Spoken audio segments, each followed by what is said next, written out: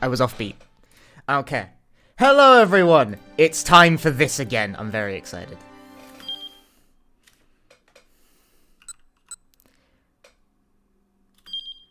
Last time on Shibuya Scramble, I was touching buttons that I shouldn't have, so my save file is a bit off here.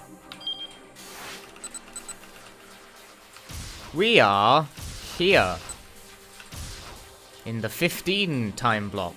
The 3 o'clock to 4, I think.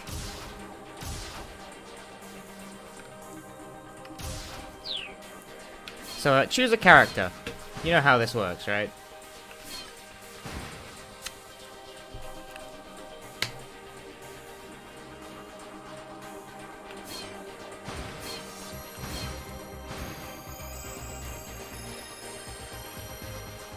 We got 2 Kanos. I'm going with Kano. That's it. We're going with Kano straight away.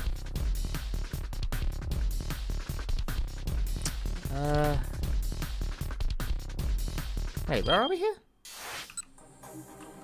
Why is it rolled back upwards?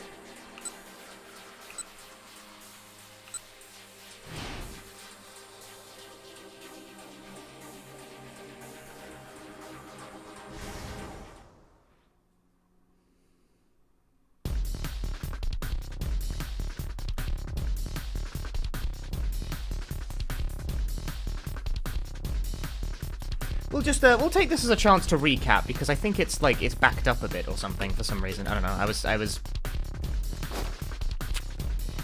touching things I shouldn't have last time. I was trying to see if I could, Last time, on 428, Sasayama got stabbed in the fucking stomach. This happened. I remember this.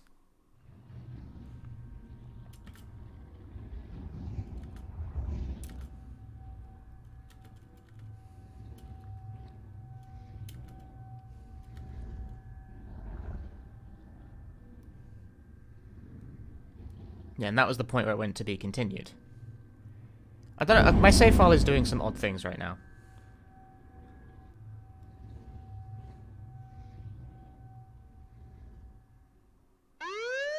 There we go, here we are. Kano practically died from the car when it arrived on the scene in Murayamacho. The place was teeming with officers and onlookers alike. Out of the way, please, move aside! Kano forced his way through the throng. Sasayama was lying in a massive pool of blood. Sasayama! Kano rushed to his partner's side. The knife was still embedded deep in Sasayama's belly. Its handle shuddered each time he drew a laboured breath. Guess I messed up. Sasayama could only manage a raspy murmur. Please, don't try to talk, Kano urged. Looks like I won't be celebrating the missus's birthday. Sasayama drew a small package from his pocket. It had been neatly wrapped and fitted with a pretty little ribbon. Here. Give this to Michan for me. Kano shook his head. No way. You can give it to her yourself. You've never met Michan, huh? She's real pretty. Probably surprised how pretty she... I know, you've told me all about her. Kano, please, give this to my wife for me. I'm not bothering with the raspy voice because I'm shit. Mustering up the last of his strength, Sasayama pressed the gift into Kano's hand. Sasayama? Sasayama's hand dropped back down into the puddle of blood. A paramedic team finally arrived at the scene. Took you long enough? What the fuck? As Sasayama was loaded into the ambulance, Kano felt a surge of rage roiling inside him. Clenching his fist so hard his nails dug into his palm, he marched over to the captive Al-Karawan. You son of a bitch! He wound up for a punch to Al-Karawan's face, only to have his arm caught forcibly by the elbow. Spinning his head round, he found Stanley standing there. Hey, Kyoryu. And hello, everyone. I hope you're ready to enjoy another fascinating hour in Shibuya. Let go of me, Stanley. But the American had a grip of steel, and Kano's arm wouldn't budge. They allow you to assault suspects here in Japan, do they? Kano bit his lip and then lowered his shaking fist. "No, of course not," he growled. Al Karawan let out a nasal chuckle as he watched the pair. With a cold glare, Stanley strode over to him. "Yeah, I got my hair cut. I needed it. It was getting too long." He leaned in close to whisper something, and all at once the blood drained from Al Karawan's face. Visibly shaken, Al Karawan said something back to Stanley. Stanley gave a slight nod, then left the captive with the police escort. Kano went over to him. "Hey, what was that all about?" Apparently Al Karawan gave Hitomi some instructions. Told her to get her into a blue minivan that was parked along Doganzaka. So Stanley's hunch had been correct. But why had Al Karawan confessed so quickly? "How'd you get him to talk?" "You don't need to know that." Turning on his heel, Stanley went to report the news about the blue van to the task force.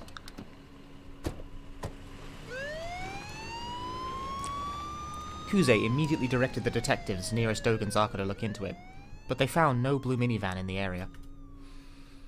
The order then came down for all personnel to search for the vehicle. Kano thought back to another item in the Dick diary. Dick Dictum 14. Use the dead as a stepping stone, but be sure to die a stepping stone yourself. In the abstract, Kano could appreciate the nobility of self-sacrifice, but when he thought of Sasayama's blood-stained figure, it wasn't so easy to keep his emotions in check.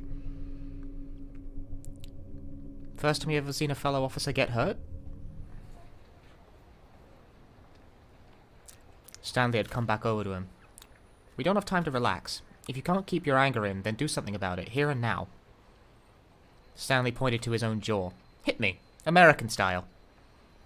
Kano smiled wryly at the unexpected proposal.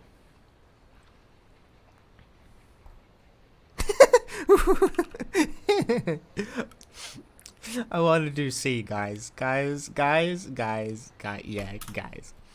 Without a word, Kano threw a punch.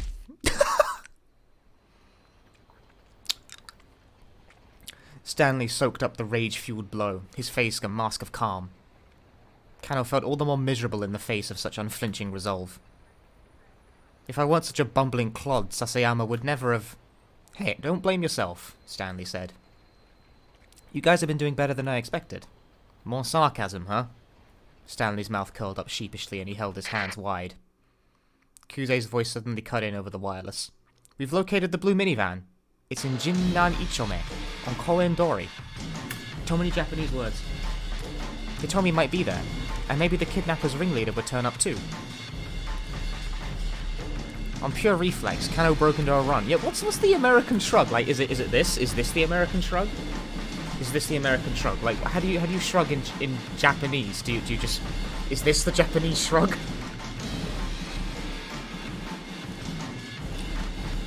I shrug like that. I do this.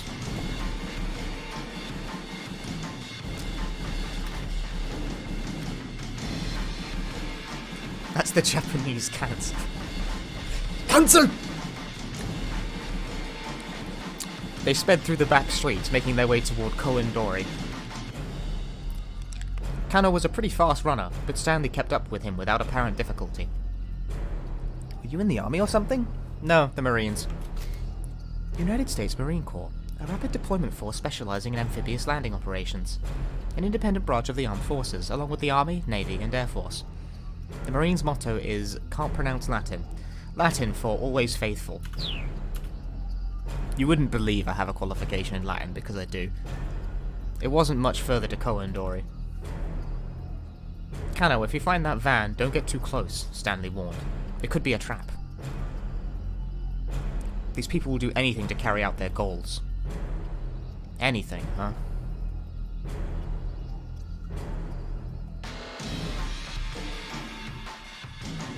I like the one, buttoned bit of Kano's shirt going on there. Kano could sense the truth of Stanley's words. He reminded himself that his life could depend on remembering them. He raised his eyes. They were coming up on Koen Dori. Suddenly, a boom as loud as cannon fire shook the area. Something's wrong, Kano thought. That's no ordinary city noise. A column of black smoke rose up from between two nearby buildings. Passers-by stopped and stared, gasping in alarm.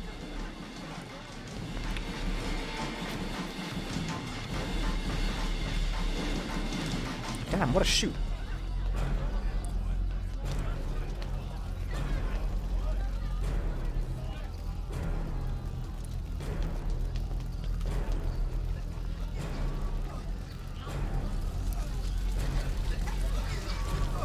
Then Kano saw flames.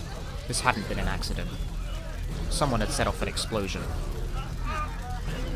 The Shibuya precinct wasn't too far from here. Kano recalled the attempted bioterrorism attack on Kasumigaseki. 2 years ago, the Tokyo Metropolitan Public Safety Commission obtained intel of an imminent bioterrorist attack within the city. Immediately afterward, an unoccupied minivan exploded outside the Metropolitan Police Department, and a device for dispersing a bacterial contagion was discovered at the subway platform in Kasumigaseki Station. Having determined that the city bureaucracy was the target, the Japanese government contacted the terrorist organization responsible in secret, making a deal to put an end to the threat. That incident had begun with a van exploding outside of the Tokyo MPD station.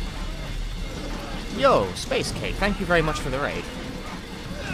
Welcome everyone to Shibuya Scramble!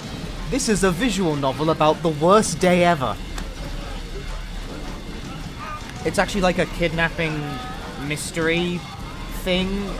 Honestly, I'm kind of not sure where this is going. Already, a large crowd of onlookers was gathering. Shouts rose up as they took in the scene. What's going on? What happened? That car is on fire! And other equally inane things. Kano called into HQ, then quickly slipped around to the back of the burning vehicle. It was a minivan. The minivan. Appearing at the flaming... I don't know how to pronounce car words. Chassis. I don't know words. He could see that there was someone inside. Chassis. Oh no. Could that be Hitomi? Once they had their hands on the antiviral, the criminals would have no further use for Hitomi Osawa. Already, the body had been charred to ash. At this point, it was hardly recognizable as human anymore.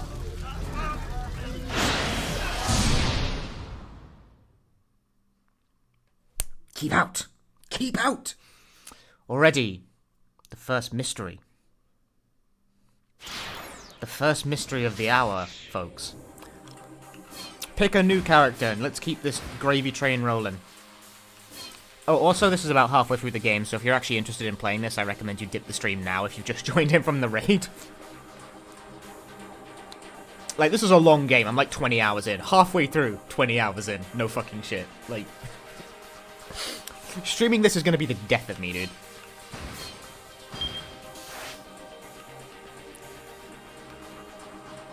The crowd requests Maria.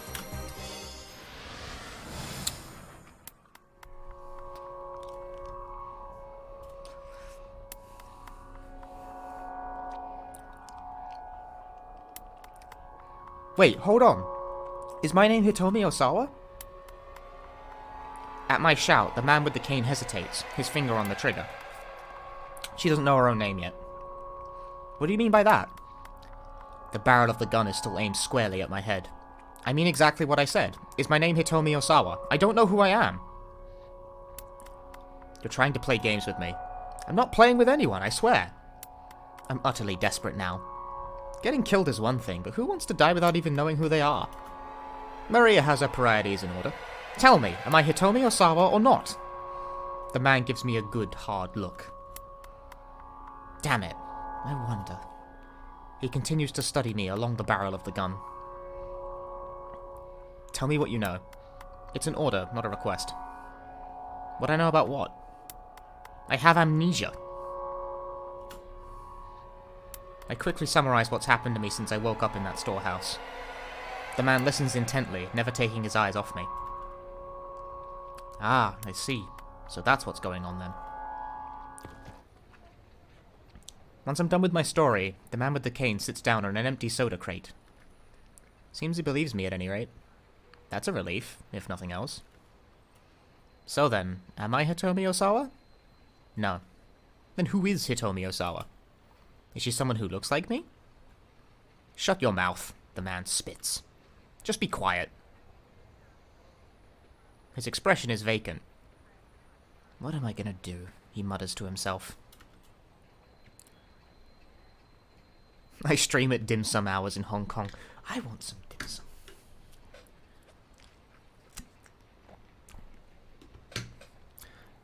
If I'm not Hitomi Osawa, does that mean you don't have any business with me? Seems so. In that case, can I go? The assassin doesn't answer. He lets his pistol hang limp in his hand, the muzzle dropping to point at the ground. It doesn't look like he wants to kill me anymore, but it doesn't look like he'll just let me go quietly either. Now this is a choice. This is a choice without a clear answer. Make a choice, chat.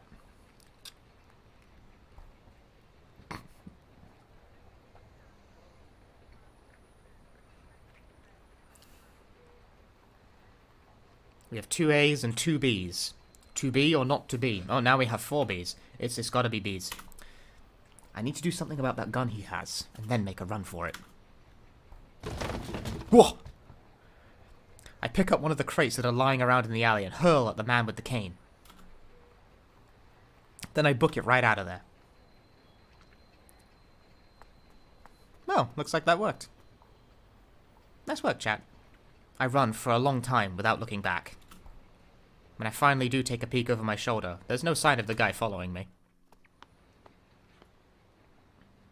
Slowing my run to a walk, I notice Miku, the girl I fought for those cases of burning hammer, sitting on a nearby staircase. Thanks for earlier, I call out. She gives me a puzzled look. You let me have those diet drinks from the knick-knack shop? Revelation dawns on her face. Oh, right. I didn't recognize you since you're not a cat anymore. What are you doing here? I ask. Just like, you know. She gives me a half-hearted smile. Say, where'd you learn Aiki Jujutsu? Huh? The question catches me off guard. I don't know what to say. Your Aiki Jujutsu? Where did you learn it? My Aiki Jujutsu?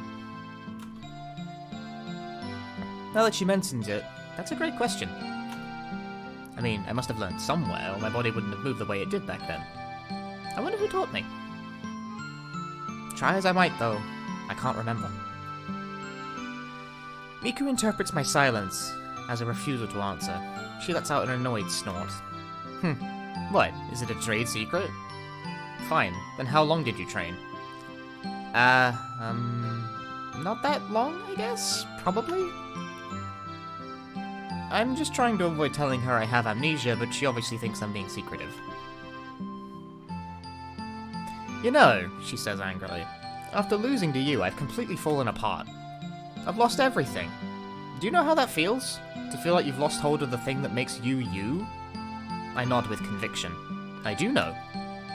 I've lost things too. Like my memory. You do? Well, I just can't take this anymore. I'm having a complete breakdown of identity. Developmental psychologist Eric Homburger Erickson was a key proponent of the concept of self-identity, the ability of individuals to continually and reliably know who they are and what they should do. I mean, I'm saying this having lost to you and all, but a long time ago... do you mind if I tell you some stuff from a long time ago?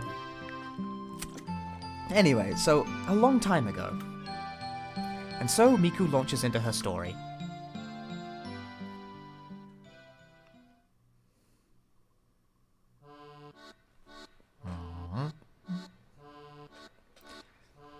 You think maybe it is for the best if I quit? She asks at last.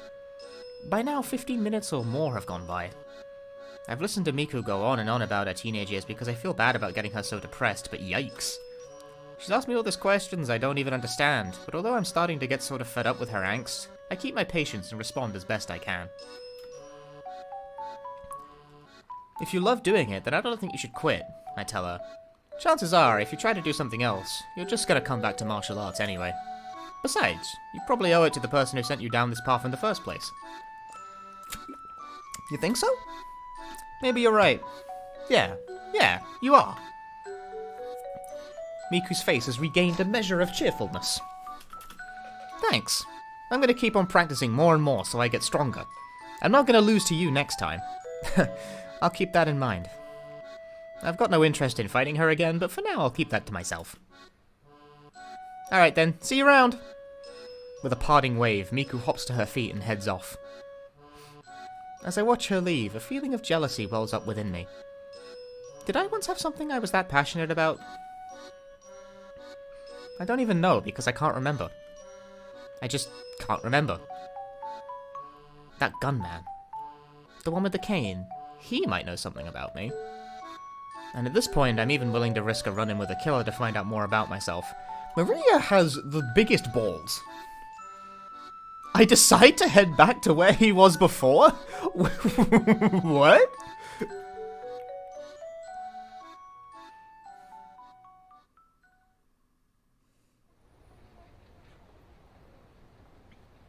When I arrive at the alley, though, there's nobody there. Paradoxically, I'm both relieved and severely disappointed. Then I happen to notice something lying on the ground. What is it? I pick it up. It's a notebook. Slipped into the back cover is a photo showing two boys and a girl.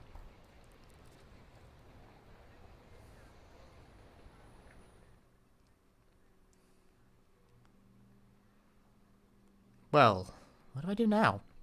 Do I go to the police? How would I even explain the situation? I can see it now.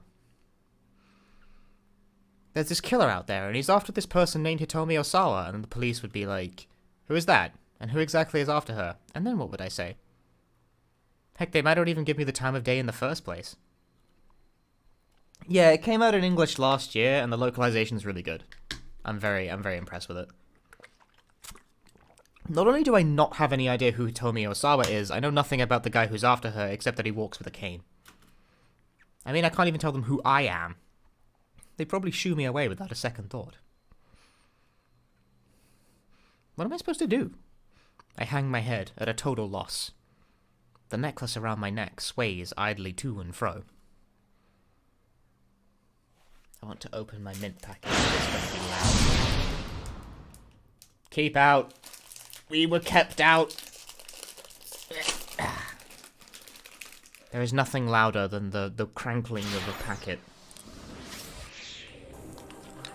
Alright, pick a new character, folks. We've only got 3 more choices here. We got Osawa, we got Minorikawa, and we got Achi. That's one. We got Minorikawa straight away, like right in there.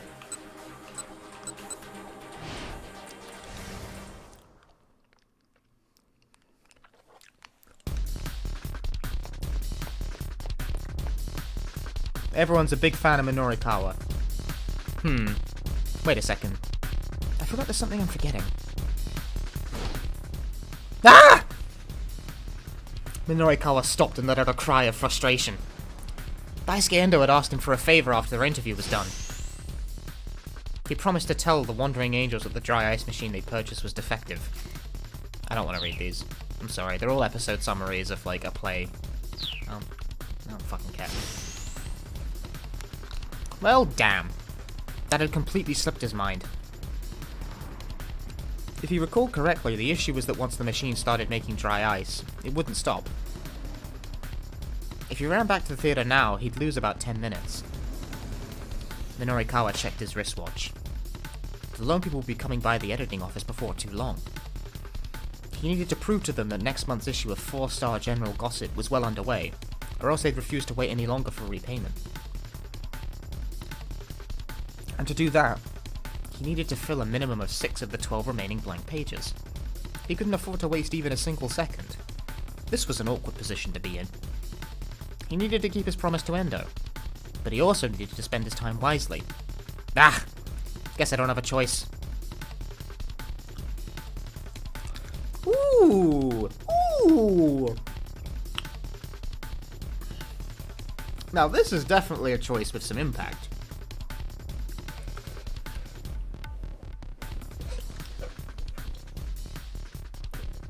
Responsibility, huh?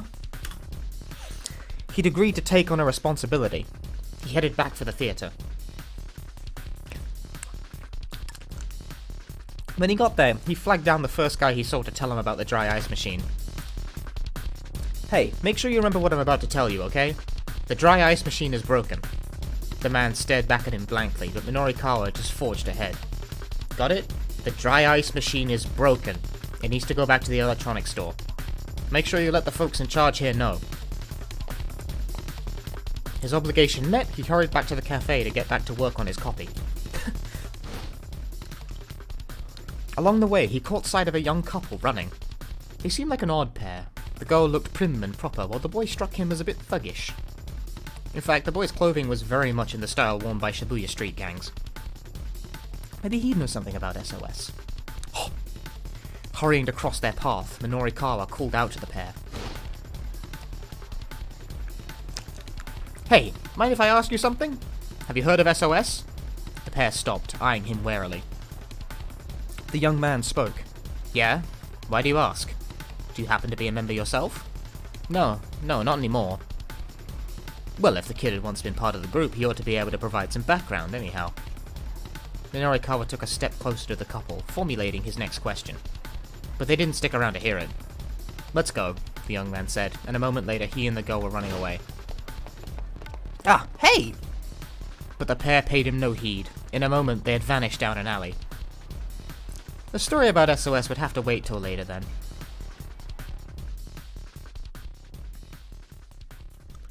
No story. Minorikawa hurried into the cafe. Wasting no time, he sat right down and plugged his laptop into the nearest power outlet. He plunked himself down on the floor and hit the computer's power switch. The waitress gave him a disapproving look. Sir, I'm afraid you can't sit there. Well, it looks like your tables are full. I'll make do here. Well, being able to make do isn't really the issue. I'll have a coffee, please. Just do whatever you want. The waitress turned away and stared vacantly up at the ceiling. You know, a person can only get away with being obnoxious for so long. Sooner or later, someone's likely to call the police. Minorikawa looked up from his work, startled to see the Burning Hammer salesman standing over him. You're Mr. Yanagishita. Thank you so much for stopping by earlier. Are you going to write your article here? Yanagishita eyed Minorikawa's computer. Ooh, that's the latest model, isn't it? Look, I got no time to talk right now. Minorikawa opened the file with his half-written copy. Ooh, what's this? Chaos at Bogus Weight Loss Drink Sales Demo. Yanagishita read the copy aloud. The organizer, Junichi Yanagishita, didn't merely have a whiff of deceit about him. His breath also stunk. Sound good?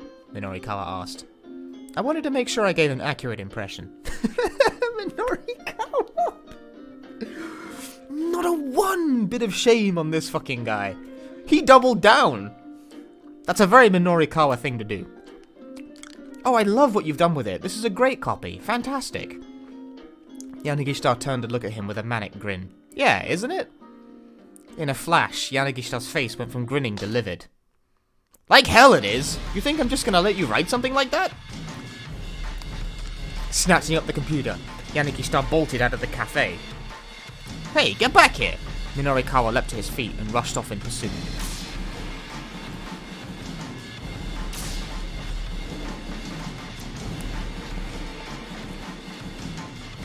As he sprinted madly along, Yanagishita turned down a narrow alley. Minorikawa stayed close behind, desperate not to lose sight of him. His quarry began to weave his way through the back alleys of Shibuya. This guy clearly knew his way around town. By Miyashita Park, they zipped up onto a pedestrian bridge. Just where the heck was this idiot going? Halfway across the overpass, Yanagishita suddenly stopped. Confused, Minorikawa stopped as well.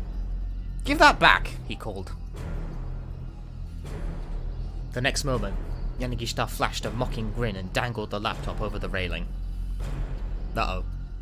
Minorikawa lunged toward him, but it was already too late. The laptop left Yanagishita's hand and went spinning down through the air. Then, as the two men struggled, Yanagishita himself toppled over the railing. Without hesitating, Minorikawa jumped down as well. Whoa! Ah! Crunch. Oh my god! Minorikawa landed hard. As he struggled to regain his breath, he looked around and saw Yanagishita beside him. Incredibly, the laptop was safe in the charlatan's grasp. Apparently, he'd somehow managed to catch it in midair.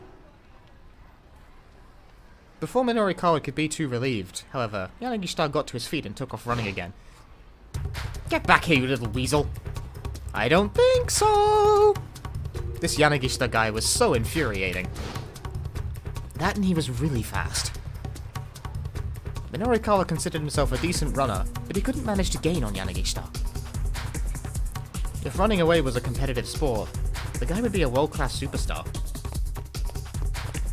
As he ran along, a peculiar thought occurred to him. Hold on a minute. If he hates my copy that much, shouldn't he have wanted my computer to break? Why'd he go out of his way to catch it like that? It made no sense at all. Hey! Minorikawa shouted between gasping breaths. What are you planning to do with my laptop? Yanagishita glanced back at him. Gonna sell it. Sorry about this. What? Minorikawa was taken aback. Consider it compensation for defamation of character. In the civil sense, the act of unlawfully damaging another person's character or reputation in the public eye.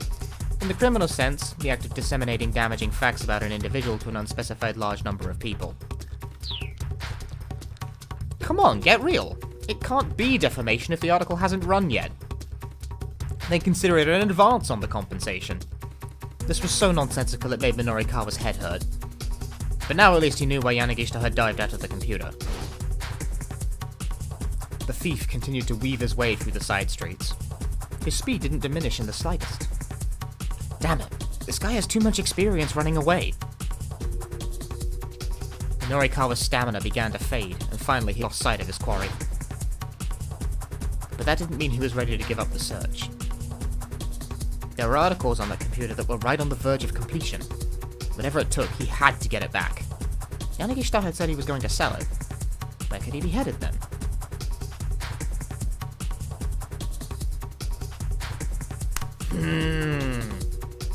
What's logical here?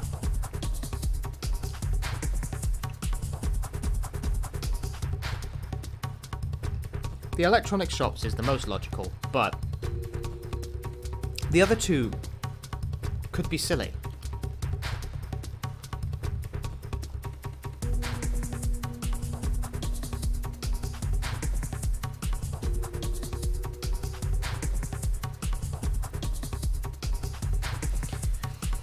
A B it is, then. Probably he was headed to a knick-knack shop. Minorikawa recalled seeing one near the Burning Hammer demo site.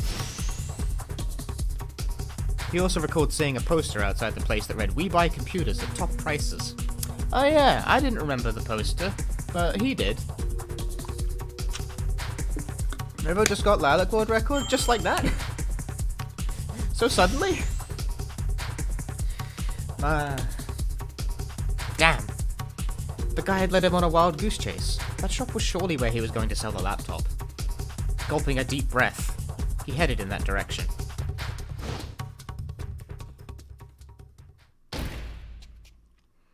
There you are, Yanagishita. Minorikawa burst into the shop on Center Guy, an accusing finger pointing squarely at the thief. Hey, Jack got it right, which means we need to go back and do it wrong because I want more bad endings. Listen, there's no way I'm buying a computer that doesn't have a power cable. Details, details. All you sell here is junk anyway. Yanagishita and shopkeeper had gotten into an argument. Minorikawa recognized the shopkeeper. It was the guy he'd run into on the roadside earlier. That computer belongs to me, Minorikawa shouted as he marched up to them. Give it back! Yanagishita clutched the laptop to his chest. Nuh-uh, I need the money. Knock it off, you're acting like a child. Minorikawa tried to slap him out of his tantrum, but Yanagishita ducked to avoid the blow. And then, bizarrely, Yanagishita froze. A fierce gleam came to his eyes. He broke into an incomprehensible stammer. That's it! Yanagishita snatched up a flyer that his gaze had fixed on. Iron stomach, huh? This right here is my little bluebird of happiness, he cried. You know what? You can have this. Yanagishita shoved the laptop into Minorikawa's arms. And welcome to it, you idiot. I don't need no worthless computer. You're the idiot, Buster. Minorikawa smacked Yanagishita right across the face. Ouch! Hitting him felt good.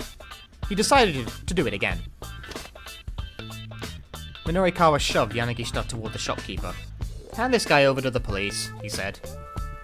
No, not the police, Yanagishita pleaded. Can it, you thief? You tried to rip me off, and you have no idea how much is riding on my work. You deserve 10,000 deaths. Honestly, you think that dying once would be sufficient? 10,000? Isn't that taking things just a little too far?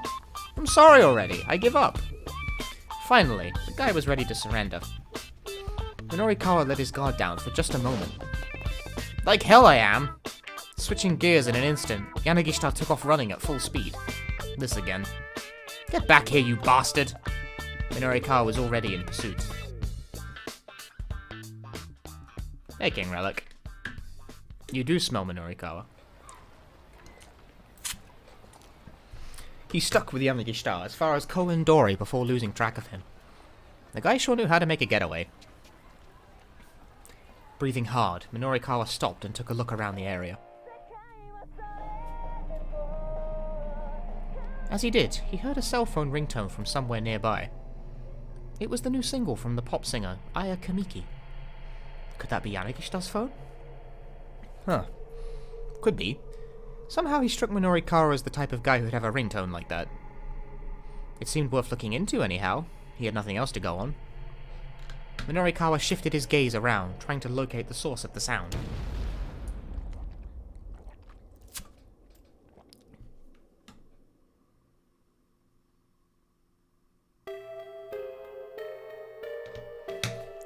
Suddenly, a massive fiery blast knocked him from his feet. By the time he realized it was an explosion, his senses were already shattered. What just happened? He couldn't see. He couldn't hear. He couldn't move his body. Where am I? For a while, all he could feel was an intense pain. But soon even that faded away. And then there was only darkness.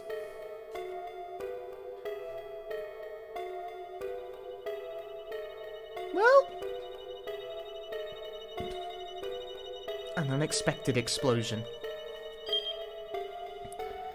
Chasing Yanagishita led Minorikawa to the wrong place at exactly the wrong time. This wouldn't have happened if Yanagishita hadn't run when he did. If the MMA fighter Miku Morita comes into the knick-knack shop, she'll interrupt their argument, and things might turn out differently. Heh?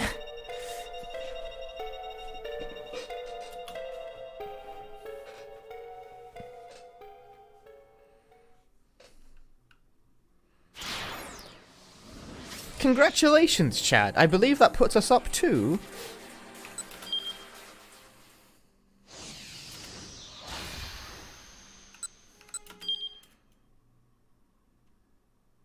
"30 bad endings. Congratulations, folks. We're doing really good over here."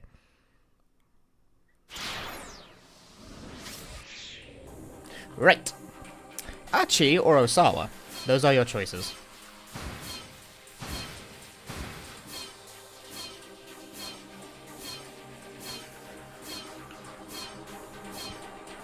You got an Achi and an Osawa at exactly the same time. Someone tiebreak.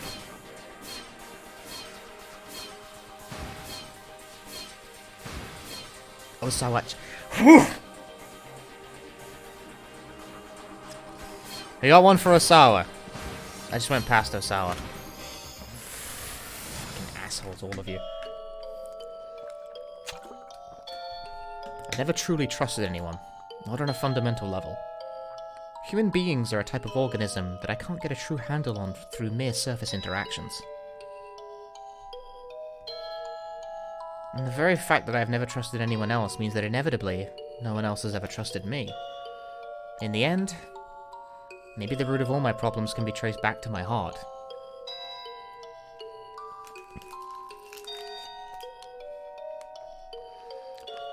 As he waited for Minorikawa to contact him, Osawa thought about his current crisis. Assuming Tanaka was behind the kidnapping, then he must have accomplices. and these criminals had mistakenly abducted Maria in their attempt to get at the antiviral drug that was in Hitomi's blood. Maria and Hitomi were fraternal twins, but they looked similar enough to be mistaken for identical twins. Still, Tanaka would never confuse the two. The mix-up must have been made by some criminal who didn't know Maria or Hitomi personally.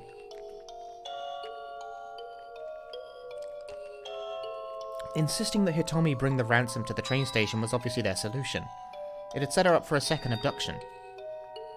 But piecing together this much of the kidnapper's plan only raised a different question. Why had Tanaka shown him those emails from Hitomi? Wouldn't the criminals want to keep information like that hidden? The more Osawa thought about things, the less they made sense. Just who are my true allies, and who are my foes? Mr. Osawa, a delivery has arrived for you. It was Kajiwara at the study door. Come in. Kajiwara stepped into the room and handed Osawa a letter-sized envelope. Osawa checked the label. Coming. The official Aya Kamiki fan club membership application enclosed. Requires a 1,000 yen initiation fee and yearly dues of 3,000 yen. Membership grants several perks, including the opportunity to reserve concert tickets in advance of the general public.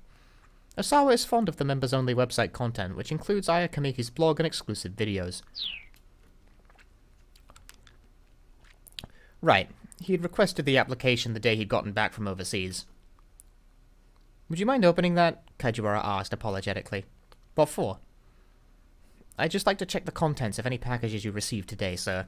It's possible that the kidnapper may try to make contact you by mail. That's not me reading weird, that's just the script.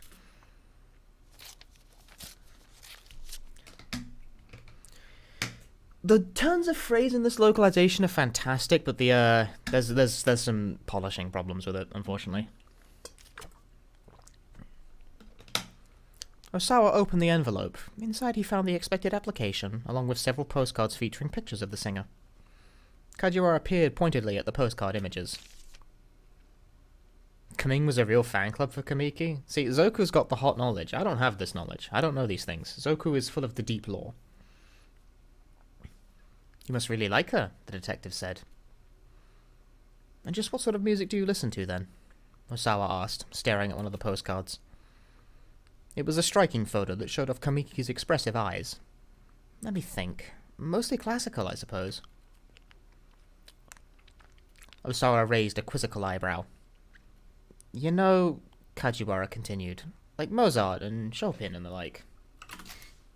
Wolfgang Amadeus Mozart, Austrian-born music prodigy and classical composer. Famous works include The Marriage of Figaro, The Magic Flute, and Symphony No. 41, known as the Jupiter Symphony. Nope, I hit the wrong one.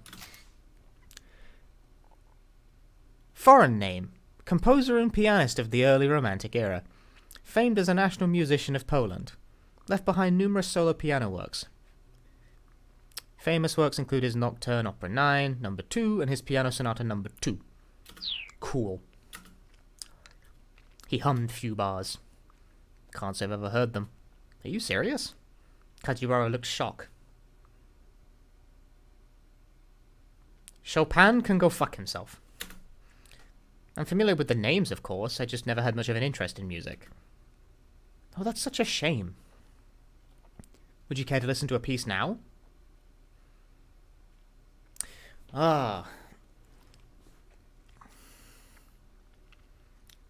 Do we want to listen to some Chopin?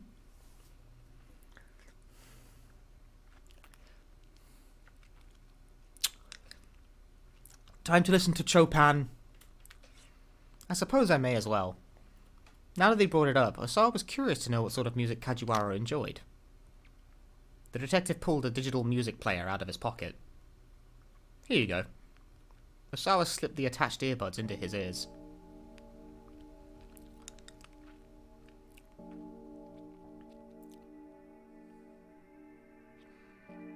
He heard a flow of quiet strings that was soon joined by bold, dramatic horns. As the piece continued, it grew more profound and complex, and Osawa could feel his spirit calming. He took a deep breath and expelled it through his nostrils. It felt as if the toxic gloom that had filled him was departing with the air. Before he knew it, nearly 10 minutes had passed. What do you think? It's quite nice. The theme of this piece is, Kajiwara paused for a moment in thought. Well, it's about how erudition can be boorishness. Accumulated knowledge. The term often I can't talk today, apparently. The term often connotes an advanced and/or esoteric understanding. Displaying a moderate amount can impress others, but pompously flaunting it is bound to put them off. The script is fucking erudition.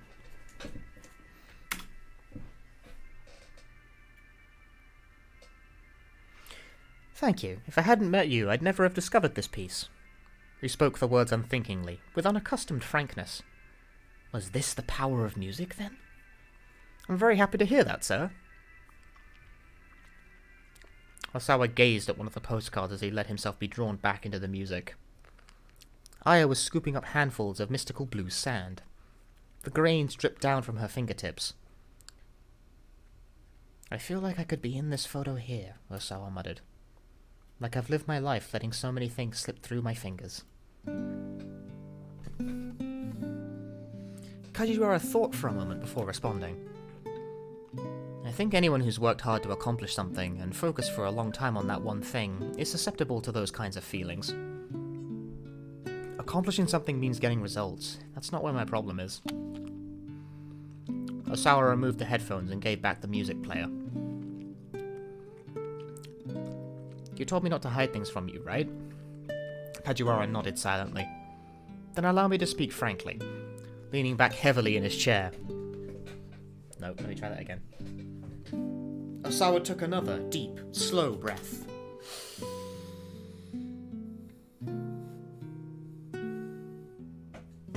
Nope. Uh-oh. I fucked it. I'm anxious. So anxious that it's almost crushing me. Given the circumstances, sir, that's completely No! Osawa spoke up before Kajiwara could finish. It's not that. It's not that at all. He shook his head vigorously. If the worst should happen to my daughter, how am I going to feel, I wonder? I'm not a man with a wide range of emotions. My heart is always cold, somehow. And the truth is, I've wanted it to be that way. Which is why, if I do lose my daughter, my heart might remain unmoved. I may not even be able to feel a father's sorrow. That's what I'm anxious about. He felt his emotions twist inside him in a way that was utterly confusing. For perhaps the first time in his life, he realized how fickle a thing the human heart could be. It's all right, sir. Kajiwara flashed him a carefree smile. What's all right? People who really have cold hearts don't worry about that sort of thing. The detective held out his music player again. Here, I'd like you to have this. Please, give it another listen if you like. I think it might help you calm your nerves. Osawa took the offered device. He had dared to open up to Kajiwara just a little, and to his own surprise he felt grateful for it. And how about one of these as well? The detective produced a banana from his pocket.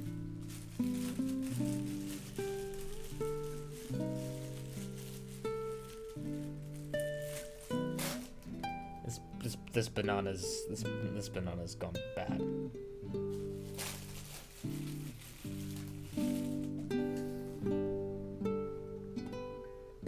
This one got a bit crushed sitting in the bottom of the backpack, I think. Yeah, that one's fucked. I need to throw that out. That banana is not bad. On the underside, dude, it's fucking rotting.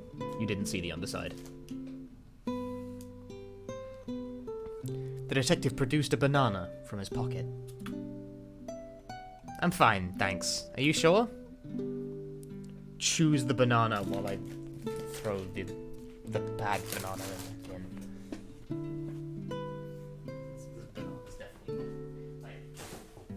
See, I know that didn't look bad from the angle you saw, but the bottom is like actually falling apart. That's not good.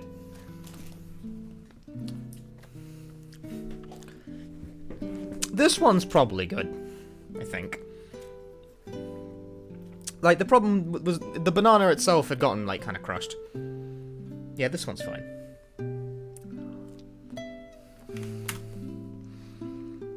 Alright, I guess I'll take it. Can I, I want to print screen this real quick. Yeah, I want to post that on Twitter.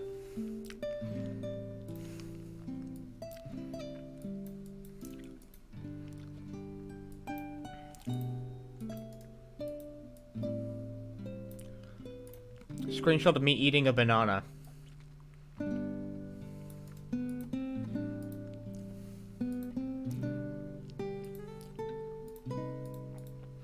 Osawa spoke irritably, then his expression softened a little.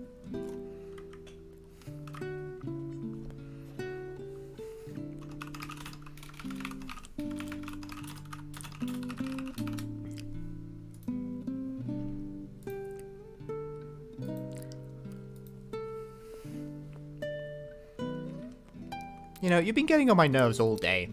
Really? And here I thought I'd be doing what I could to soothe your spirits, Mr. Osawa. It's actually been a real long time since I've yelled at anyone quite so much. As the words left his lips, Osawa found himself thinking back to one particular rainy day.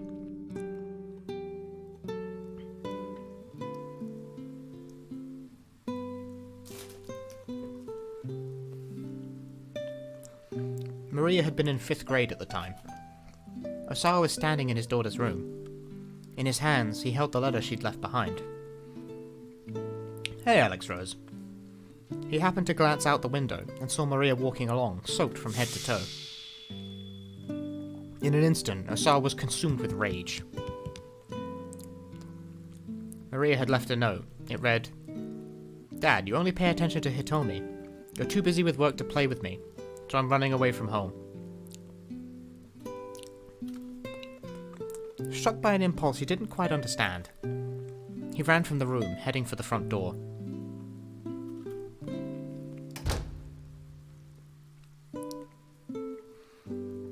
Maria had just gotten back inside. Osawa met her silently in the entryway. Wet strands of hair clung to the girl's forehead as she looked up at her father with a bitter glare. You don't care what happens to me, do you? Dang! Impulsively, he slapped her face. Maria's cheek turned red and tears welled up in her eyes. Osawa's anger transformed abruptly into guilt. Wow! What? He gazed down at the palm of his hand and saw a tiny spot of blood. How did you slap someone so hard it made them blood? What? He was shocked by the recognition of what he'd just done. And then he was afraid. How do you do that? How do you... Afraid that his daughter could bring such raw emotion out of him and make him do something so thoughtless. You made them blood, I know, but how do you do that? Kids bleed. Don't post things like that in my chat!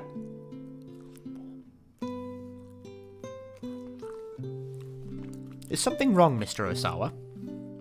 Kajiwara was leaning in, looking concerned. Osawa came back into the moment, with a start, and realized he had buried his face in his hands. No, he muttered, looking up.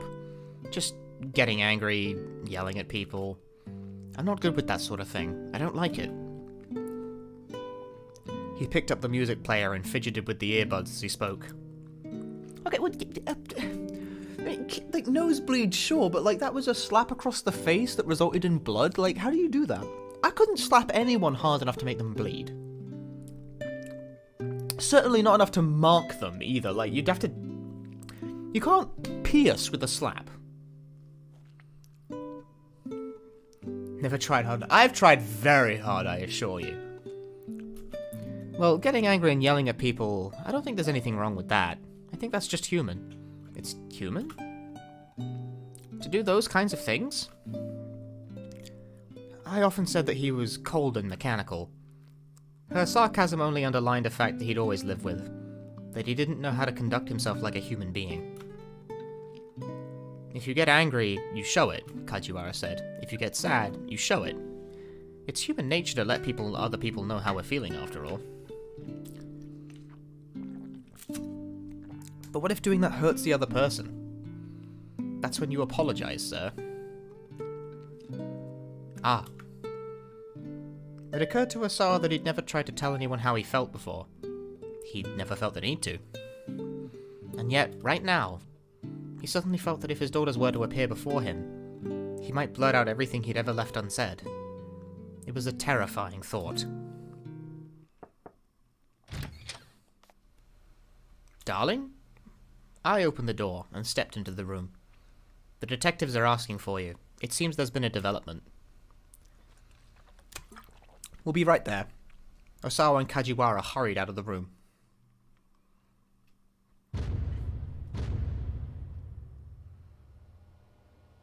Before the news was shared with the Osawas, the members of the investigation team quietly briefed Detective Kajiwara. Osawa and I sat on the sofa on the far side of the room, watching. They could see Kajiwara go pale. He wiped the sweat from his forehead with a handkerchief several times. Bad news, Osawa thought. Mr. Osawa, ma'am. Kajiwara shuffled his way over to them at last. We've just gotten word from headquarters. He hesitated ominously. Osawa braced himself. Please, let's hear it. First, about your daughter Hitomi. Kajiwara's expression was grim. The body of a young man named Achiendo was discovered near Shibuya Station. The name meant nothing to Osawa. In a building not too far from the scene, The detective swallowed. Your daughter Hitomi was found dead.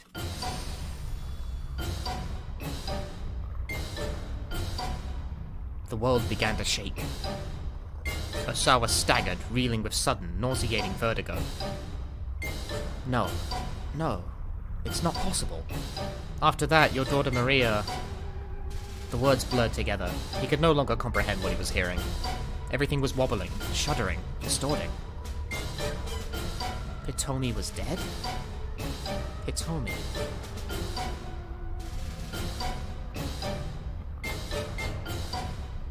At those words, Osawa's whole world went dark, as if someone had just yanked the curtains closed.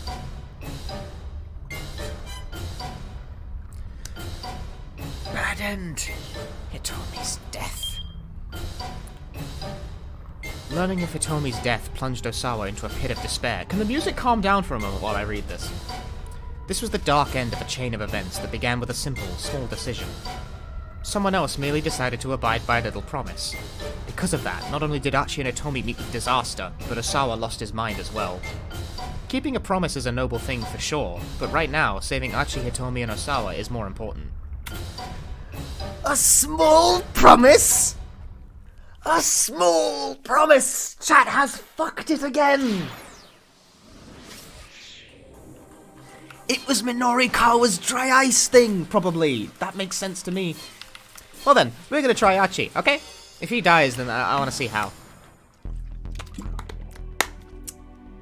It's the only one we haven't done, so, you know. Kanan led them into a narrow back alley. The moment she stopped, Hitomi spoke up. Members of SOS don't come by here very much. Word has it that in this place, around 10 years ago, one man beat the crap out of 7 street toughs in the blink of an eye, all by himself. Over time, people have offered various theories. That he was an assassin, that he was some foreign soldier, even that he might have been a ghost. And to this day, the urban legend lives on. Why was my sister kidnapped? Before I answer that, there's something I need to tell you, Kanan said. Her tone was cold and sharp. I've come to Japan because I'm on a mission. I'm not at liberty to discuss the details. Alright. Hitomi gave a slight nod. To answer your question, Maria was kidnapped by mistake. What? Hitomi gasped. But why? Because this kidnapper isn't after Maria, they're after you. Who's after me? The mastermind behind this whole thing, Kanan said. Her tone was matter of fact. Whoa, hold on, Achi interrupted. What do they want Hitomi for? That, I cannot say. Well then who is this person? I can't tell you that either. You see, their sex, nationality, age, appearance. Just about everything about them is shrouded in mystery. So there's honestly not much I can tell you. Can? Kanan? Cannot? Canant? Canant! Achi and Hitomi stood dumbfounded. What gives? Achi said. So you're saying all you know that this person has some lame name like Mastermind? Hitomi turned to whisper in his ear. Mastermind isn't actually their name. Originally used solely to refer to someone of remarkable intellect, the term first took on its criminal connotations in the 19th century. I'm here, Kanan spat, because I'm looking for revenge. Revenge? Hitomi asked. What for? This person also killed my friend. Kanan's inscrutable eyes flashed with a threatening gleam.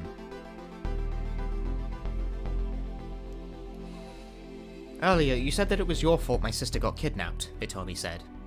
Kanan cast her eyes down. 4 days ago, I managed to learn this criminal's plan, so I got in touch with Maria and told her that you were going to be attacked at that party. So that's why she told me not to go. Hitomi's voice trembled as she spoke. I gave Maria a small GPS tracker to give to you, but I guess you never got it? Global Positioning System, a network of man-made satellites and ground-based control stations for providing geolocation data. Damn you. Alternately, a device that makes use of said system. Modern cell phones and vehicle navigation systems use the GPS.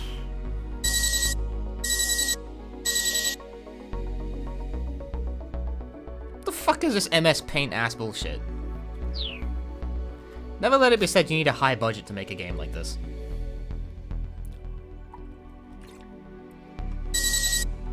Nope, no more of that. Sorry. Actually, I say that. The photos are really well staged and shot and shit, but like... this tip here, this tip is MS Paint tier. Hitomi shook her head. I see. She must still have it then. Wait, so then my sister... The colour drained from Hitomi's face as she understood. Yes, Kanan replied. Maria acted as a decoy and let herself get kidnapped in your stead. Hitomi swayed on her feet, shocked to the verge of fainting. Archie hurriedly reached out and caught her in his arms. But wait, he said to Kanan as he held Hitomi up. I don't get that either. Why didn't neither of them go? Then nobody would have been kidnapped, right? I mean, why does sister need to go and why does sister need to go and act as a decoy? Kanan let out a tiny sigh.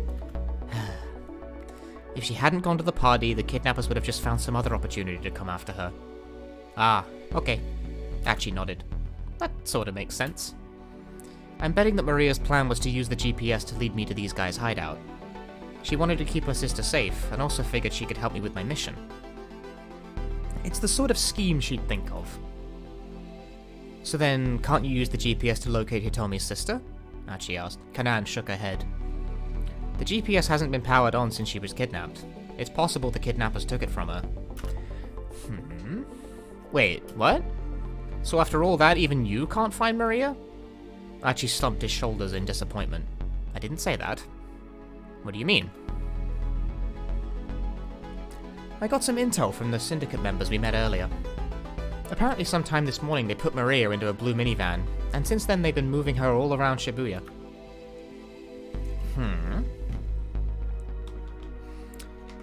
Archie and Hitomi exchanged glances at the mention of the blue minivan. Unfortunately, Kanan continued, those operatives didn't know what the current situation was exactly. So we're back to the blue van then.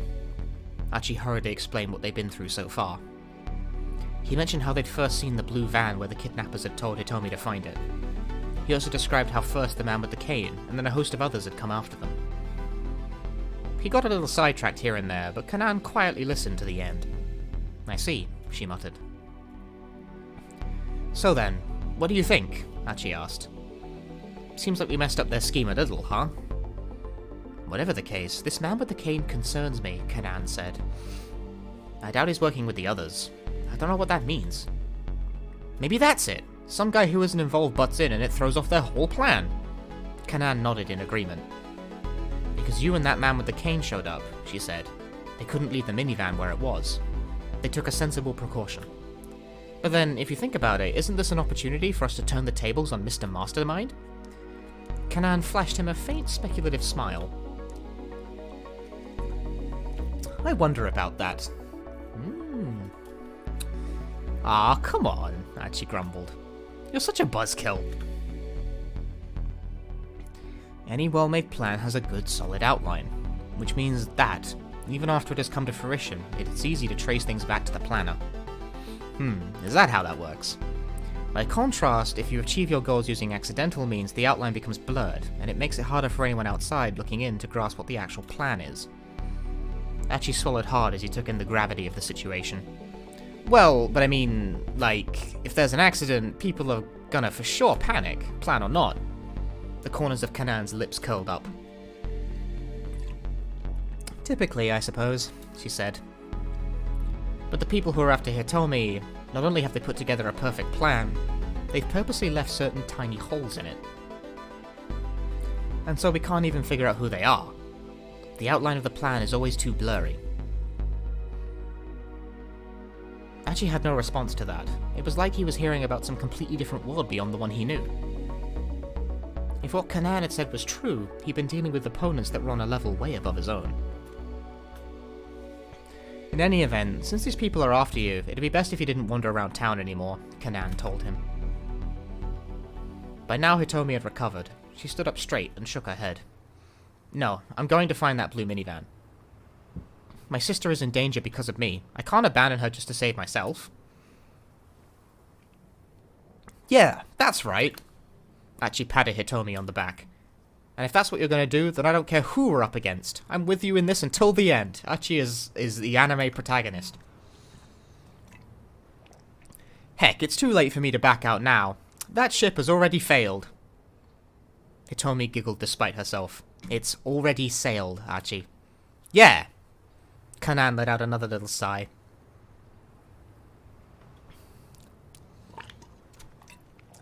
Alright, just make sure you're extra careful, she said. You can't count on getting bailed out of trouble like you have before. I understand, Hitomi said. Her eyes showed no trace of doubt or fear.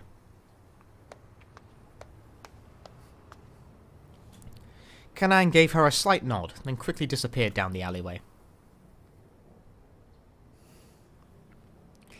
Right then, Archie said. Want to get back to looking for that minivan? Then he stopped, remembering their previous efforts. If they just heedlessly wandered around town, they'd probably end up in the same trouble they'd encountered before. They'd get chased by the man with the cane, or by the kidnappers, and their search would be interrupted yet again. What should they do, then? There had to be a better way. Archie happened to glance upwards, and caught sight of a surveillance camera installed on one of the streetlights. Archie's about to have a think. That's it! Ah! I can't believe I didn't think of it before. Hitomi peered at him, startled by his sudden shouting. We just need to use my old man's surveillance cameras and this'll be a breeze. Archie took Hitomi by the hand and started running. His destination, the security camera monitoring room in Doganzaka. Archie didn't slow his pace until they were nearing their destination. Then he turned to look back at Hitomi. He was about to ask if she was doing alright when someone close at hand called out to him. Hey, mind if I ask you something? Have you ever heard of SOS? Archie stopped in his tracks as a stranger stepped in front of him. The guy looked too old to be picking a fight with SOS. Archie regarded him with suspicion. A wise move. Yeah, why do you ask? Do you happen to be a member yourself? No, not anymore. The man's eyes flashed with a gleam of recognition. Did this guy know who he was? With a broad grin, the stranger took a step closer. Archie's heart sank. He couldn't afford to get caught up in some new hassle right now. Hitomi flashed him a worried look. Let's go. Archie and Hitomi dodged past the man and hurried onward. Even if the guy was harmless, they needed to be on their guard.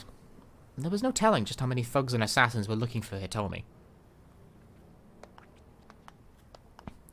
Rather than head directly for the surveillance building, Archie decided he'd better make sure that stranger wasn't up to something. Hitomi followed as he slipped quickly into a back alley. There was no indication that the man was following them. What was that guy's deal? Hitomi asked. No idea. But he sure seemed kind of fishy. Doesn't look like he's coming after us, though. They took a quick detour through another seedy back alley. Then, as they were starting to head toward their original destination, Archie felt a sudden searing pain in his back. Dang. Ugh! Glancing over his shoulder, he discovered that one of the foreign syndicate members had crept up and struck him from behind. I can't do pain noises, you may have noticed. Oh, no. I've been stabbed. Ah! Hitomi screamed. Another man had suddenly appeared, grabbing her by the arms. Oh no, we've been stabbed. Hitomi. Archie tried to reach out to her, but his arm was leaden. His body refused to obey his commands. As the attacker wrenched the knife from his back, Archie felt the blood gushing out of his wound. The two men started to drag Hitomi away. Damn it. He tried to pursue them, but his legs faltered and couldn't find their footing. He was losing blood so fast he was starting to fade from consciousness. Archie could only watch, impotently, as Hitomi was dragged further and further away.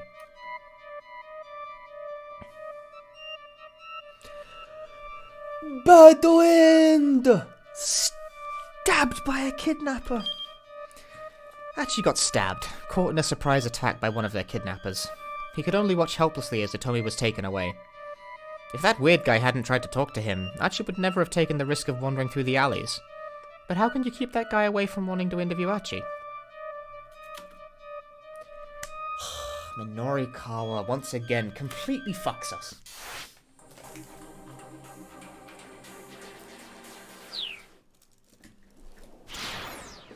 I want more drinks.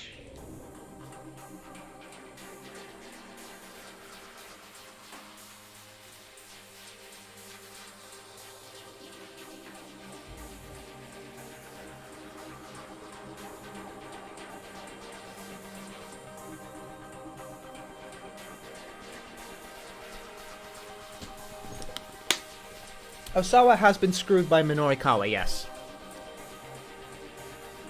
Right, let's review here so far. Archie, dead. Kano, stuck at Keep Out. Minorikawa, dead. Osawa, dead. Sort of. Which means the only thing to do is change Minorikawa's decision.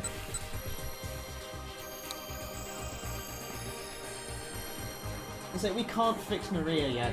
Maria is stuck at a Keep Out. There's no point. As far as I can tell, this is the only option, really. Does Maria even have a decision point? She has one.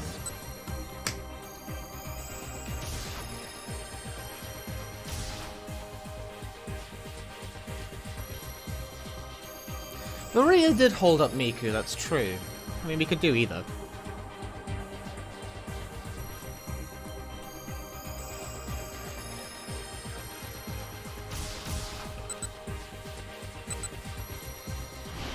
Alright then.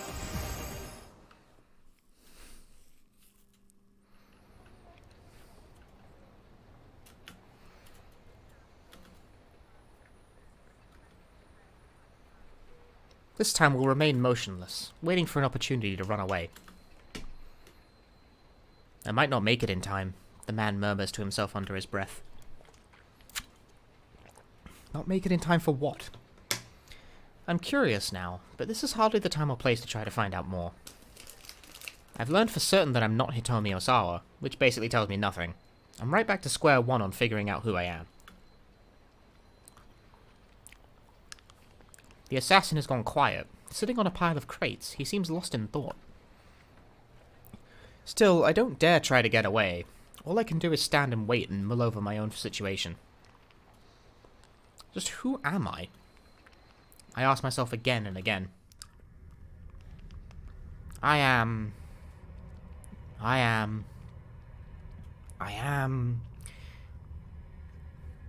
art thou. Thou art me. No, I have no business with you, the man finally says. Go. Don't worry, I won't follow you. I wonder if I can believe him. Maybe he's just trying to get me off my guard so he can shoot me in the back. Do not go to the police or go back home, he continues. Lay low by yourself somewhere for a while. How long is a while? Until around sundown. This should all be over by then. It'll all be over. I have no idea what it is, but I decide not to pry in case he decides to change his mind. Okay, I'm going to run away now. Sure. I take a slow step backward. I'm starting to turn away when he speaks up again. Before you go, I need to tell you one more thing. What's that? When you get your memories back, I'm sure you're going to hate me. And so I apologize in advance. Of course, I have no idea what he's talking about, but it makes me even more uneasy. I truly am sorry. I've got no response for that, so I just give the man one last look before I turn and run.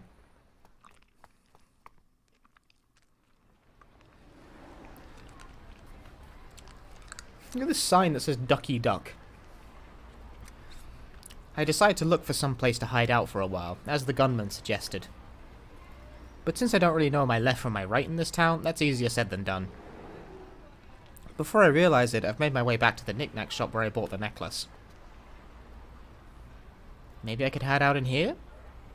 As I contemplate that possibility, I hear an all too familiar voice. Tama, Tama, Tama, Tama! There's Mr. Yanagishita on the floor of the shop. He's been tied up with some rope. What happened, boss? Look, this is all just... I was framed. Nah, whatever's happened, I'm pretty sure it was all his fault. Just call it a hunch. He says I'm a thief. Well, I say he's the thief for selling stuff he finds around town. Hey, the sales clerk steps into view, scowling. Just what are you implying? What in the world is going on here? I haven't the foggiest. Tama, help me! Please! Yanagishita kicks and squirms like a hyperactive child. Do you know this man? The sales clerk asks. No. Well, I mean, sorta. He's a real pain. He's been making a scene like this for as long as he's been here. I find it hard to imagine a worse way to interfere with someone's business. I hate to ask, the clerk continues, but could you take him to the police for me? The police? Yeah. Oh, well, the police... The gunman did specifically warn me not to go to them. I feel no loyalty to that killer, but I am reluctant to antagonize him. And for reasons I can't explain, I have a strong sense that going to the police right now is a bad move. But Mr. Yanagishita isn't privy to my thoughts, and he looks up at me with a hopeful gleam in his eye. Yeah, that'll work. Tama can take me to the police. And then we can put this all behind us. All's well that ends well, right? Well, sure. Feeling like I have no choice, I leave the shop with him.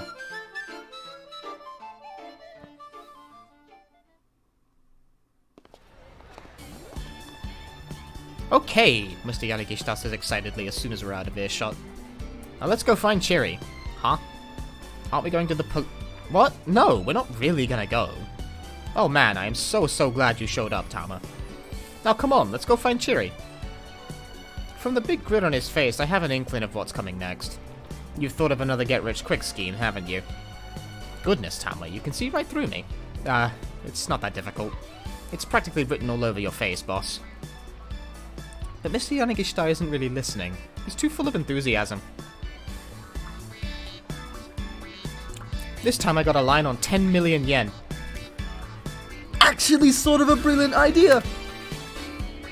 So come on, let's go make ourselves stinking rich! He punctuates his grand announcement by pointing fervently at some non-existent listener. Hmm?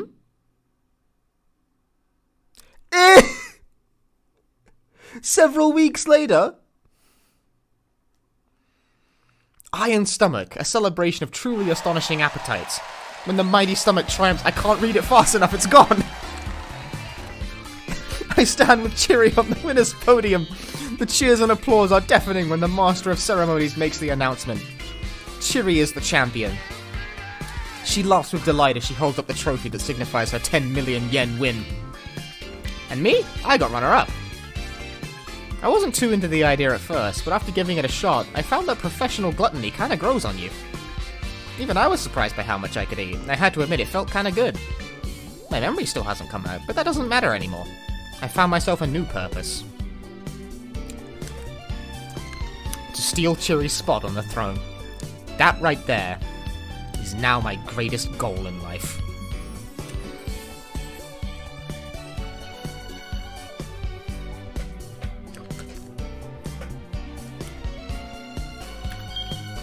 Tama never got her memories back. She ended up starting a new life on the competitive eating circuit. Which may not be a horrible fate, but wouldn't it be better if she recovered her old life as Maria? When she was cornered in the alley by the man with the cane, there's someone who could have turned up and helped her out. Yanagishita. But he can't do that if he ends up getting tied up at the knick-knack shop.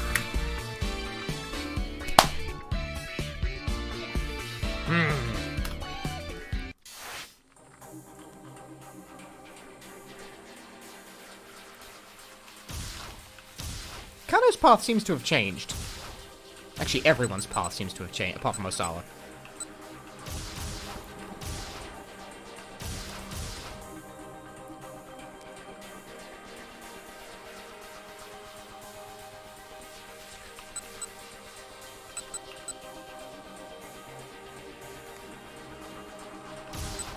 But what about Kano's path? Ah.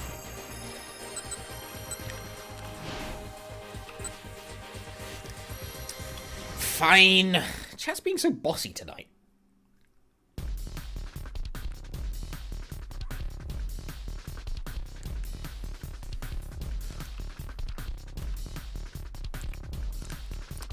There was nothing he could do about having forgotten.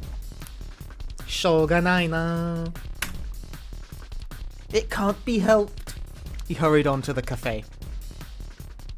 Sorry, Endo. Sorry, Orai. We're just gonna have to let this one slide. I've got Toyama's life on the line here.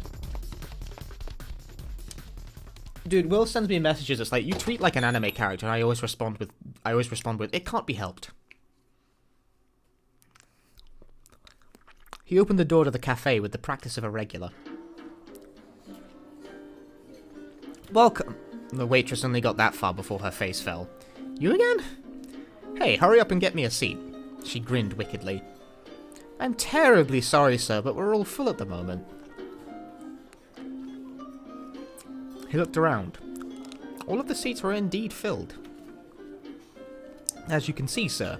Really now? The waitress's grin widened with triumph. Yes, sir. Fine, I'll just write here. Let me get some power. Jamming his power cable into a nearby outlet, Minorikawa plunked himself right down on the floor and booted up his laptop. The waitress watched in dismay, then turned to stare vacantly up at the ceiling.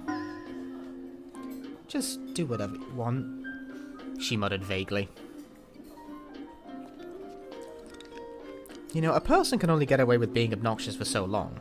Sooner or later, someone's likely to call the police. This again? I'm not going to repeat the lines, because I need to do things.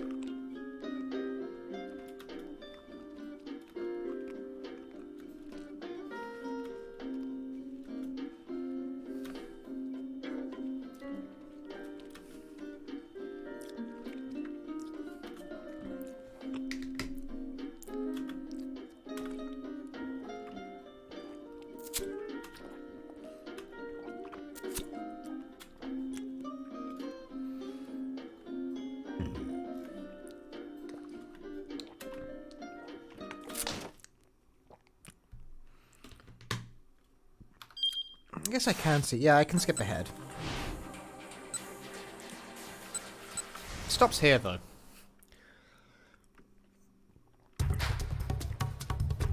We can try a different choice, or we can try the same choice.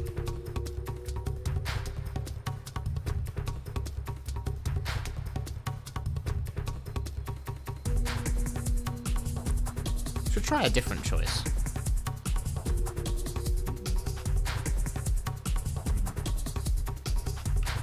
Two C's and two A's.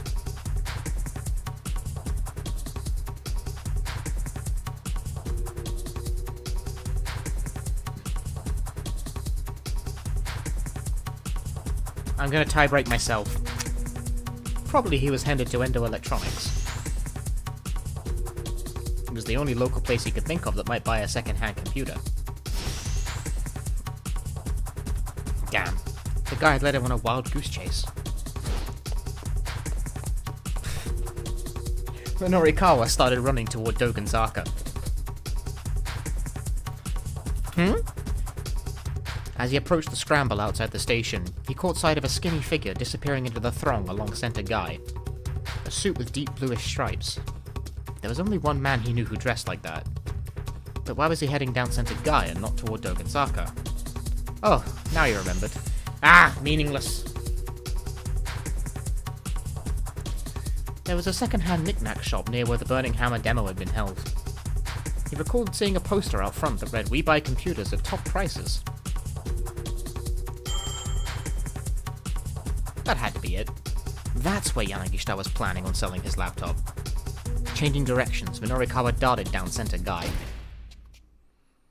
There you are, Yanagishita. Minorikawa burst into the shop on Center Guy, an accusing finger pointing squarely at the thief. Listen, there's no way I'm buying a computer that doesn't have a power cable. Details, details. All you sell here is junk anyway. If this is the same, I'm gonna not read it and drink instead.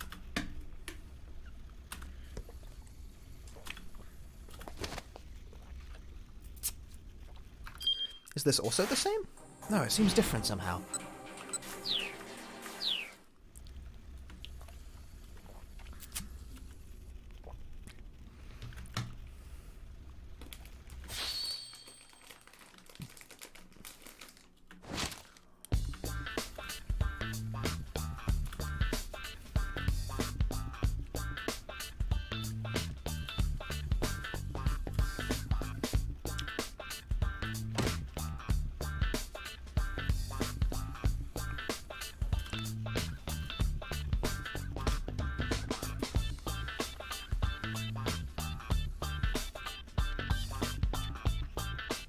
Oh, my angel. Whatever is my darling Miku doing here? Ah, see, now it's changed. Miku stood in the doorway, on the verge of tears. Mr. Minorikawa, she began, then her voice choked up. Miku? What's the matter? Is something wrong? Miku drew in close to Minorikawa's side. Huh? Huh? Yanagishita's gaze darted back and forth between Minorikawa and Miku. You two know each other? Sort of. More to the point, is she the girl you said you were in love with? That's right, the one and only Miku. I have her entrance music set as my ringtone. Paying no heed to Yanagishita's excitement, Miku kept her eyes fixed on Minorikawa. I lost. To a girl who knows Aiki Jujutsu. I lost! She buried her face in Minorikawa's chest. Ah! Yanagishita let out a gasp. What's this about? What is this all about?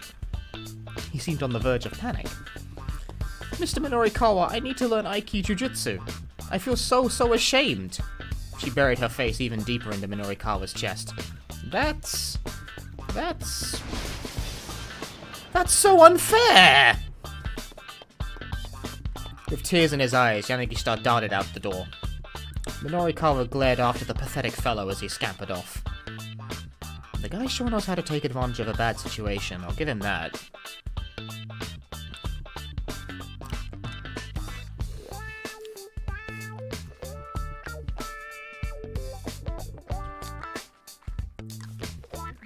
Make a choice while I take a piss.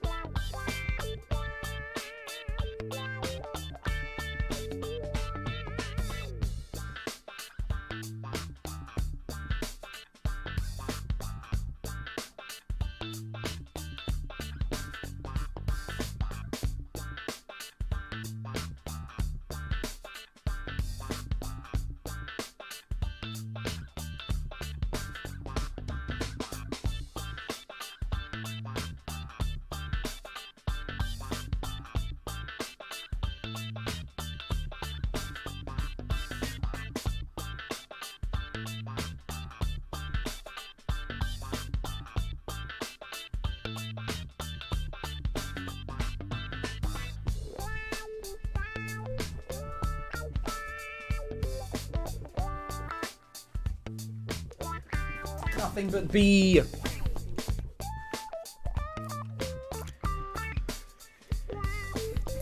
Anyhow, I'm just glad I got my partner back. Ordinarily, he'd be inclined to pursue Yanagishita and subjected to a tirade at the very least. But there was no time for that now. He explained the situation to the shopkeeper, who flashed a sympathetic smile. Ah, is that so? Lucky for you he screwed up then. Much as I'm happy to do business, I just can't buy a computer that doesn't come with its accessories. So you'd have bought it from him if he had the accessories? Of course. Stolen or not, it's all the same once I've sold it. The shopkeeper chuckled unapologetically. I suppose that's true. Minorikawa laughed along with him. Yeah, all the same. Like hell it is, he roared. The shopkeeper froze like a startled rabbit. I bet everything you have for sale here has been stolen, hasn't it? Don't be ridiculous. I'll warn you up front, there's no use hiding things from me. I've interviewed you after all, I know you. The shopkeeper was getting more and more flustered. Well, I mean, look, this is just between you and me, okay? Sometimes I go around gathering stuff that people have lost and I sell it here. But it's not stolen, just repurposed. There's nothing wrong with that, right? The shopkeeper smiled ingratiatingly. You moron! Minorikawa stuck his finger in the man's face. Selling lost property is a serious crime too. A potential violation of Article 254 of the Penal Code of Japan regarding embezzlement of lost property, which states, a person who embezzles lost property, drift property, or any other property which belongs to another person and is in no one's possession shall be punished by imprisonment with work for not more than 1 year, a fine of not more than 100,000 yen, or a petty fine.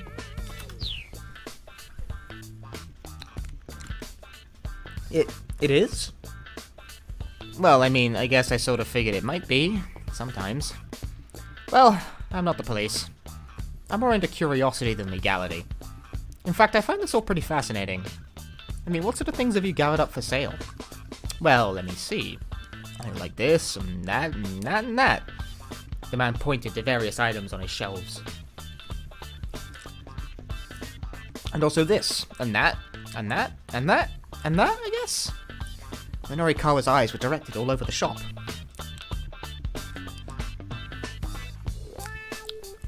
Everything the shopkeeper had pointed out had a hefty price tag. And you're actually able to sell things like this? Minorikawa asked. Sure, I can sell stuff. Earlier today someone bought a big necklace. I'd listed it for 40,000 yen, but I discounted it down to 30,000. And you can still make a profit, even offering discounts? Sure, I mean it was just something I found lying on the ground after all. Minorikawa looked back at him, and for a moment he laughed as well. Then his face turned hard. This is no laughing matter, he bellowed. You need to stop what you're doing here right away. Otherwise you're going to find out what it's like to get punished by my pen of justice. I'm so sorry, the shopkeeper bowed repeatedly. Minorikawa glared. The truth was that right now he was so busy he'd have to let this guy slide. Still, this whole asinine affair had eaten up a big chunk of time he didn't have to waste. He was going to have to finish up his copy back at the editing office. Laptop in hand, he left the shop, only to stop short when a slight figure stepped out in front of him. Mr. Minorikawa, Miko stood there, barring his path. Please, introduce me to a dojo where I can learn Aiki Jujutsu. I'm sorry, I really don't have time for this right now. Minorikawa tried to hurry onward, but she stubbornly refused to let him pass. You introduced me to that other dojo before, remember? I suppose so, now that you mention it. He tried to slip by her on her right-hand side, but she was quick to block him. You're the one who introduced me to the world of martial arts, Mr. Minorikawa. Well, yes, you know you're putting me in a bit of a bind here. Trying to slip by on her left was a no-go too. She could anticipate his every move. Please, just hear me out, Miku said. She was speaking through quiet sobs now. I can't stand to leave things like this. She looked Minorikawa right in the eye.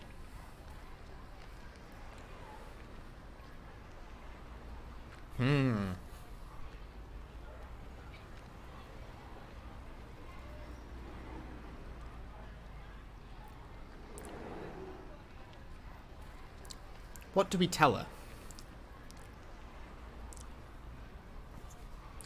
2 B's, 1 A.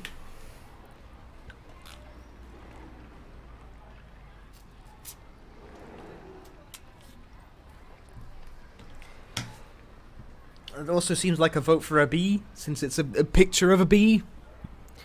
A bee, I think it is. This is a good opportunity for you. You can find something to do with yourself that isn't martial arts. What? You were the champion at that one pub, right? Maybe now that you're done with that, you should find a more girlish line of work instead. Minorikawa is an asshole. Miku began to tremble. You jerk! Miku delivered a blindingly fast slap to Minorikawa's cheek. Why'd you have to put it like that? You're so mean.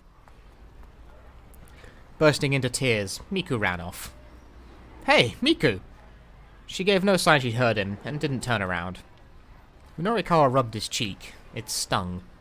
For once, he actually regretted what he said. Maybe he shouldn't have assumed she'd be willing to just give up her hobby. He did, in fact, know of several Aiki Jujutsu dojos. If only he had the time, he could have introduced her easily enough.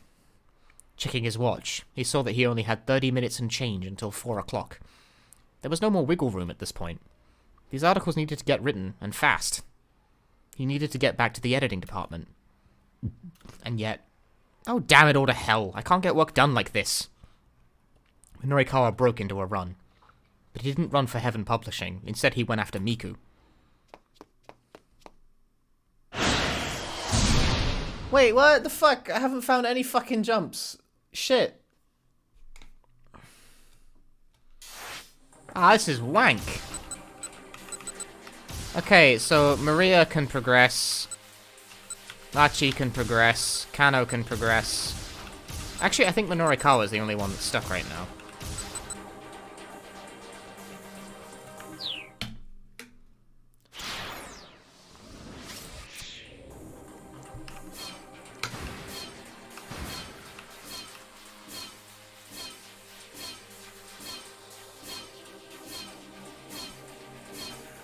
Pick a path. Any path. Oh, pick a path. Pick one.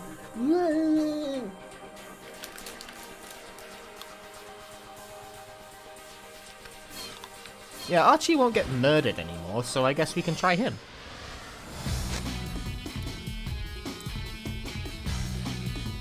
It's only a little bit further now. Did you want to walk? I'll be alright. Ah, Archie, look out! Looking ahead again, Archie saw that they were bearing down on a young grade school girl. Her head hung in dismay.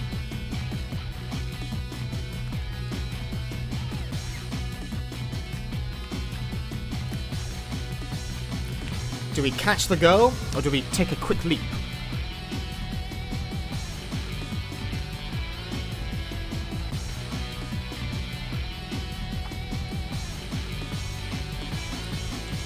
Oh, the B's currently have it, but A is close. Well, now it's a tie. We can't vote twice. No, it's not a tie at all. It's B. Actually, took a quick leap to one side. He managed to avoid crashing into her by taking a tumble himself, but the girl was still definitely a bit shocked. Sorry about that, Archie said. Are you alright? But the girl didn't answer, or even meet Archie's eye. She just looked around as if in a daze. Was she waiting on someone, maybe? Odd kid, Archie thought. I hope she's okay. Once more, Archie and Hitomi set off running. Archie led Hitomi to an old multi-tenant building. They hurried inside and headed up the stairs.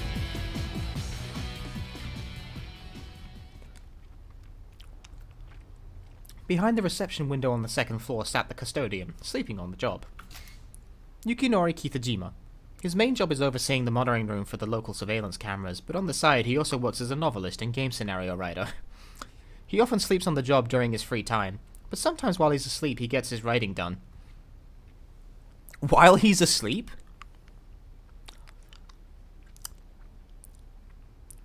Just recently, a certain game was released, set in Shibuya. But since he wrote the scenario and emailed it to the game company while he was asleep, he didn't know about it until just the other day. Hey, wake up, man! Archie gave the window a tap, and the man woke with a start. Huh? I see. Don't scare me like that. That's one cheat too many. And wow, you sure seem to have a lot of free time on your hands. Yeah, no one's been by to check today. But that's not so bad, right? I mean, I guess it is the surveillance room, but still. The man let out a big yawn. My dad asked me to come down here and check on the security monitors, actually. Achi said. Sorry to bother you when you're busy, Hitomi added with a polite bow. Huh? Who are you? You with Achichi? I'm Hitomi Osawa. It's nice to meet you. Oh, what? You Achichi's girlfriend? Again, too many cheese there, and that's none of your business. Just let me have the key. Hoping his blush wasn't too obvious, Achi mimed unlocking a door. You won't answer a simple question and you want me to hand over the key? Yes, I'm his girlfriend, Hitomi said. We've just started dating, so I'm sure I'll be seeing more of you, sir. She flashed a winning smile. Oh, well, what a surprise. Never thought Achichi could land a fine lady like yourself. Pajama Robbie, thank you very much for the 100 bits. The surprised custodian held out the key. Good for you, Achichi. Still one chi too many there. But yeah, dating. Achi gazed into Hitomi's face, even more surprised than the custodian. The key dangled, swaying to and fro like a pendulum between Achi and the man behind the counter. Achi, Hitomi said, nudging him in the side with her elbow. Come on. Oh. Right. Snapping out of it, Achi took the key and headed up to the next floor.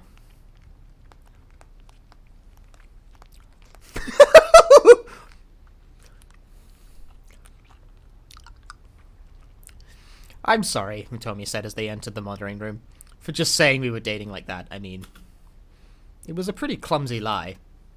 No, it was just kind of sudden, is all. I was a bit jittery, I guess. Achi felt his cheeks color again. I mean, I figured I had to say something or he wasn't going to cooperate, Hitomi said. She looked a little embarrassed herself. I'm sorry, I didn't mean to make things weird. No, Achi said. Nah, it wasn't weird at all. I wanna... Did I print screen that right? I did. I got one word in there by accident.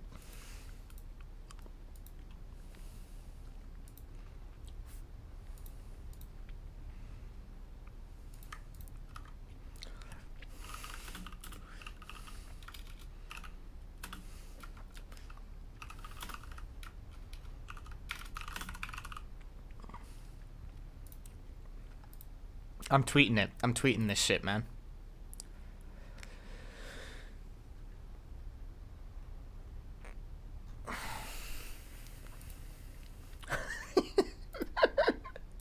I'm tweeting that face, dude. Actually, it was kind of... He stopped himself there. That wasn't the time for that sort of conversation. They needed to find that blue minivan.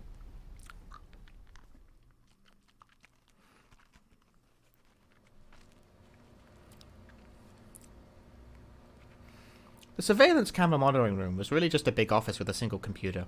Archie knew it well. I shouldn't talk while eating. I eat the mince because it keeps the throat limber. See, people don't fucking do this while live streaming.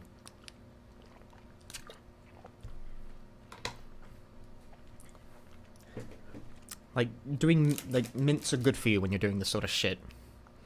Probably not for my teeth. Eat candy? That's what I'm doing. So this is the monitoring system, he explained. He switched on the computer. You can see all of downtown Shibuya from this one computer. Hitomi gazed impatiently at the monitor, even though it wasn't showing anything yet. The look of sheer determination on her face had held Achi enthralled. You talk about how attractive your sister is, Achi murmured. But as far as I'm concerned, right now, you're the lovely one, Hitomi. Clumsy! Hitomi looked at him, uncertain. I mean, look at the lengths you're going to and the risks you're taking to save your sister, Achi said. I can't bear the thought that something might happen to her, and the last time we were together I said such horrible things. Plenty of people do bad things without even realizing they're bad, never mind trying to fix it. I'm just doing what I think is right. Yeah, but these days most people don't do the right thing. Heck, if they did, Shibuya wouldn't be covered in trash like it is. Me, I appreciate it when someone really cares about the things that are important. Doing the right thing is a matter of course. That's very attractive. Achi blushed as she said it, and Hitomi shyly looked away. She has a beautiful personality. Isn't that right, Archie? Isn't that fucking right?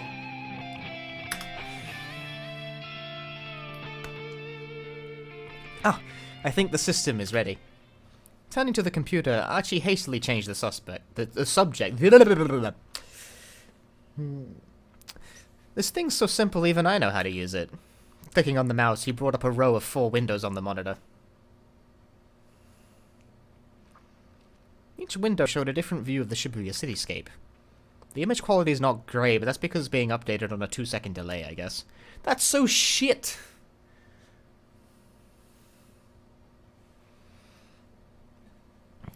Archie tapped on the keyboard, bringing up shots of different locations. Zoom. Enhance. He clicked on one of them in order to enlarge the image. Maybe we really can find that minivan with this. Hitomi was practically glued to the screen. My dad's the one who designed the security system. Your dad must be pretty amazing. Well, he graduated top of his class at Tokyo Denko University. A prestigious national university founded over a century ago. Applicants who place highly on the entrance exam can receive a full scholarship. Achi's father was one such attendee. The school has supported extensive research into artificial intelligence, and recently announced an AI program known as Body. While the computer is asleep, different personalities emerge, which have an impact on various normal thought processes, forming a network of more human-like thought patterns as a result. Mouse on left of the keyboard. Dude, it's the left-handed mouse style. I'm left-handed. I still use my hand, my right hand for the mouse because the universe doesn't accommodate for left-handed people very well. Which is why I've mostly unlearned the tendency to be left-handed. That's such a sweet story. Do they run the store together then? I think I didn't read the rest of that properly, actually. How do I go back? I didn't know. He always said he could have had a career in computer engineering, but he took over the electronics shop so that he could marry my mother instead. Yeah, there we go. Good at this. No, my mother died when I was 4. Oh, I'm sorry. Hitomi sounded even sadder than Achi. Well, anyway, never mind that. Here, look. The seedy-looking weirdo they'd run into at Gigo was on the screen. Huh? That guy again? Said weirdo was running all out, a laptop computer under one arm. He was being chased by a man in a long coat. That guy sure gets chased around a lot, huh? Achi said. When the weirdo slipped out of view, Achi switched to another camera. The new view showed the weirdo running again. By hopping from camera to camera, they could track him wherever they went. So as long as we have these cameras, Achi said, this guy has nowhere to run. Nowhere to run, huh? The moment he said those words, they struck an odd chord in his mind. He remembered their repeated run-ins with the man with the cane, how the assassin had seemed always to know where to find them. Achi, please, Hitomi urged. Stop messing around and let's look for the minivan. Make a choice, because I need another whiz. I've been drinking too much.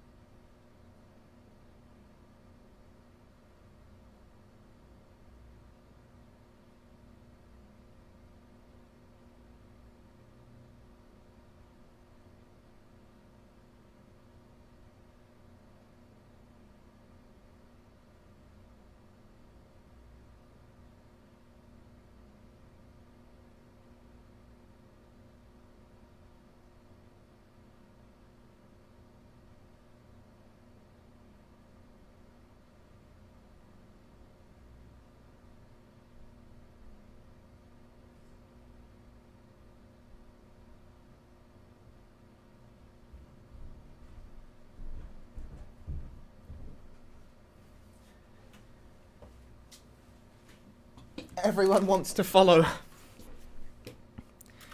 What the fuck is with you people? Why are you all like this?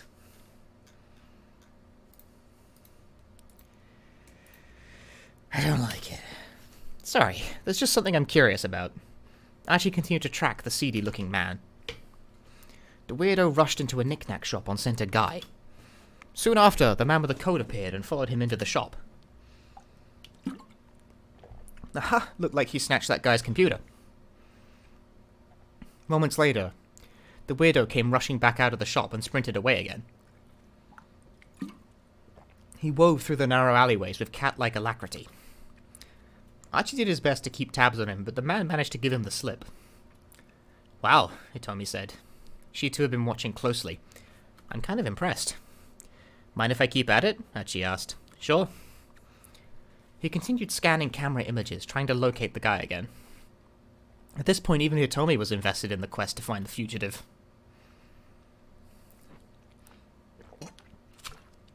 But minutes passed and they didn't spot him. Archie was on the verge of giving up. Oh, that's me.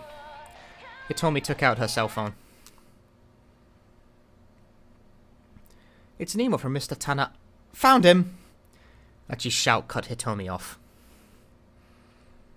The guy was in a back alley off of Center Guy. He was talking with someone. Huh? Is that? Archie blinked a few times as he leaned in closer to the screen. Hitomi, you have to come look at this. Ah! That's my sister! Hitomi brimmed with excitement. For real? I think so. What's she doing in a place like that? And why is she talking to that guy? I'm not sure. The monitor showed a cheerful little scene. Looks like they're having fun. Guess since they're twins, they're both into older guys. Archie felt his mood start to sour. Archie, shut the fuck up for once in your fucking life. Hey, Emgo. I have to ask, are you sure she was kidnapped? Yes, at least I sure thought so, and so did the police. Then what's this all about? Should we go and see for ourselves? Guess so. Oh, what about that email? Archie pointed at Hitomi's cell phone. Shouldn't you take a look at that? My sister comes first. That place where she is it far from here? No, not particularly. Archie and Hitomi rushed from the building, heading for the alley where Maria was talking to the computer thief. No jump! No jump! No jump! No jump! It wasn't long before they were closing in on their destination. But as they headed down a narrow side street, a familiar figure suddenly appeared to bar their way. Uh-oh, it's him. Gun in hand, the man with the cane slowly ambled towards them. Archie and Hitomi bolted down a nearby alley. Taking another turn, they reached the alley they'd seen on the cameras. Maria! Hitomi rushed over to her sister. But Maria just stood staring at Hitomi in silence as if she couldn't process what was going on. Meanwhile, the assassin was still in pursuit. He had turned the corner behind them and was steadily drawing nearer. He pointed his gun at Hitomi's head. Come on, hurry! Archie urged. He tried to lead the two girls away, hoping to escape further down the alley. But instead, Maria charged boldly at the man with the cane. Whoa! The assassin was caught off guard by the unexpected counterattack, but he reacted quickly, clubbing the girl in the head with the grip of his pistol. Maria! Hitomi shrieked. She stared in horror as her sister collapsed in a heap on the ground. Then Hitomi's eyes rolled back in her head and she fainted into Archie's arms. Hitomi, hey! But the shock had overwhelmed her. She was out cold.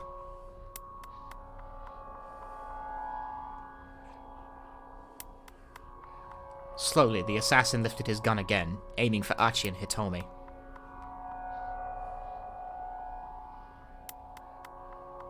If he'd only had Hitomi to protect, Archie might have been able to pick her up and get away. But he couldn't just leave her sister here. He knew with the chilling certainty of despair that he could never save them both.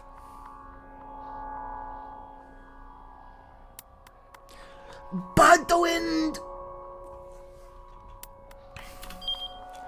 Finding Maria had seemed like such a stroke of luck, but it led to Archie and Hitomi running right across the killer's path. This would never have happened if Archie hadn't gotten distracted with tracking that weirdo on the cameras, if he'd focused on looking for the minivan instead. You fucked up, chat. You fucking suck. You pieces of shit. You've ruined everything again. Fucking useless. Unbelievable. I can't believe you've done this.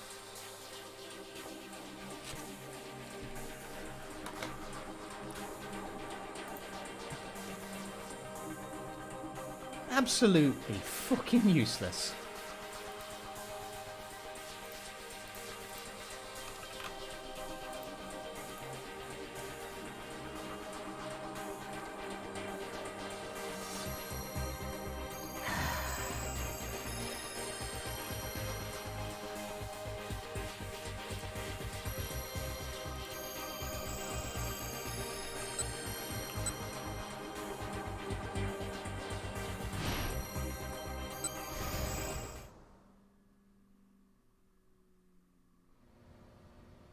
Actually, maybe we should see Maria's bad ending first. I'm making this choice unilaterally. If we got one bad ending, we might as well get the other one. It's just good sense.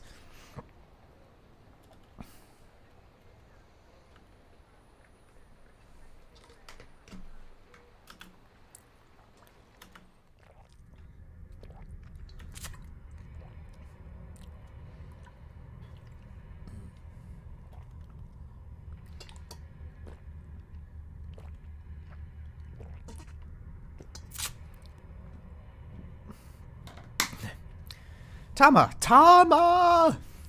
I am... Tama? Hitomi. Tama Hitomi? None of the above.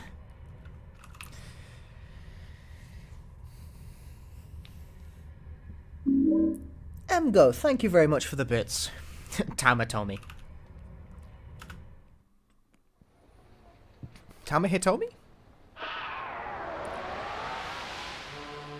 I turn at the sound of an exuberant voice and see Mr. Yanagishita running my way, flailing his arm in a friendly greeting. I swear, this guy could wind up banished to the pits of hell and he'd still give it his all day in and day out.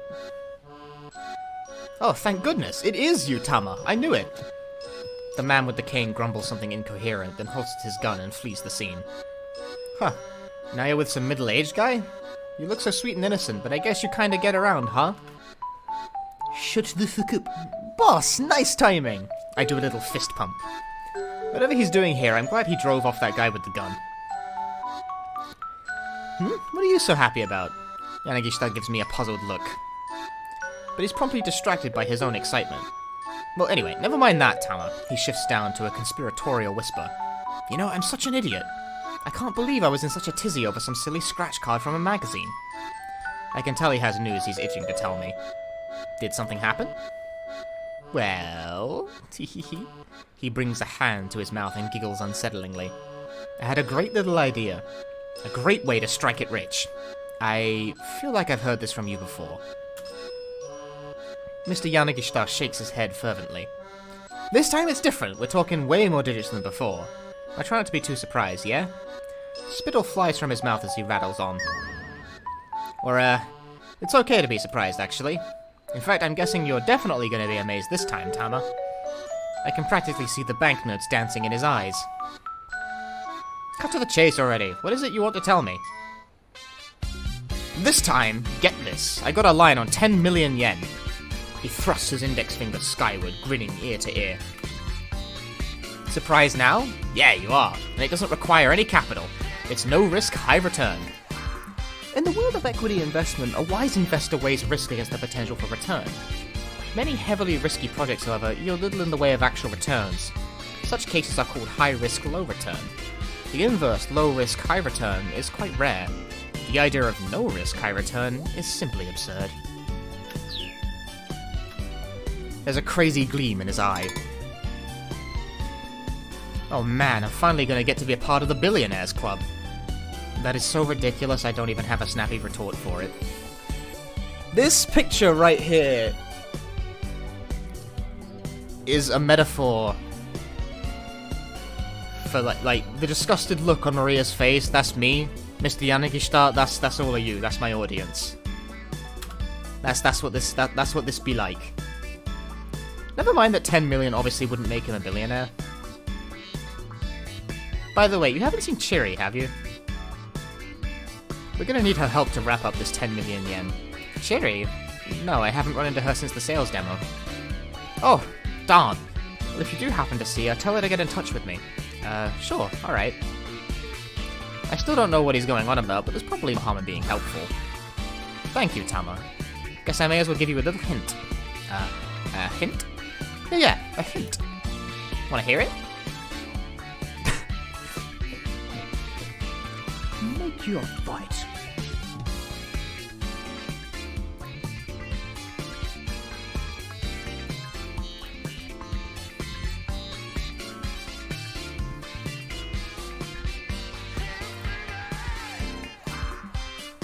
Lots of A's. Oh, sure. Thank you. Well, then, I guess I've got no choice. When you put it that way, I just have to tell you. Mr. Yanagishita clears his throat and proceeds to declaim in an affected tone.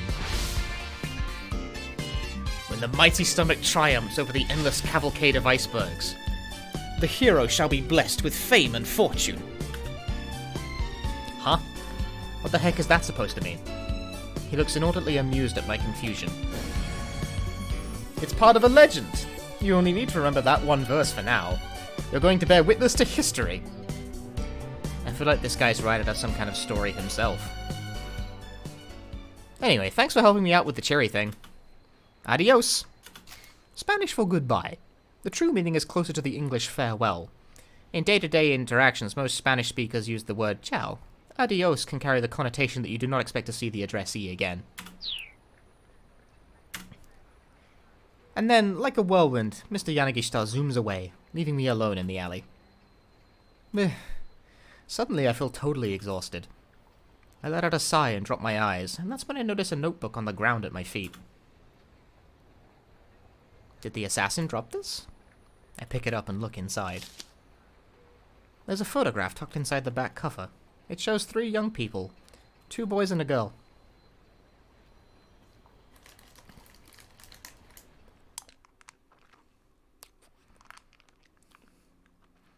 Well, what do I do now? Do I go to the police? How would I even explain the situation? I've already seen this before, so I'm gonna not.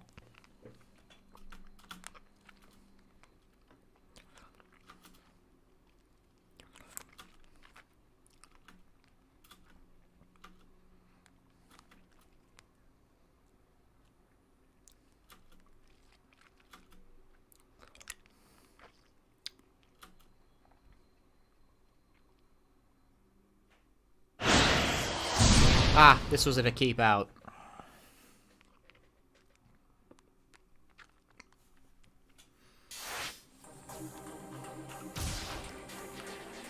Alright, now we can jump to it. Problem solved! I mean, Maria's gonna die, but...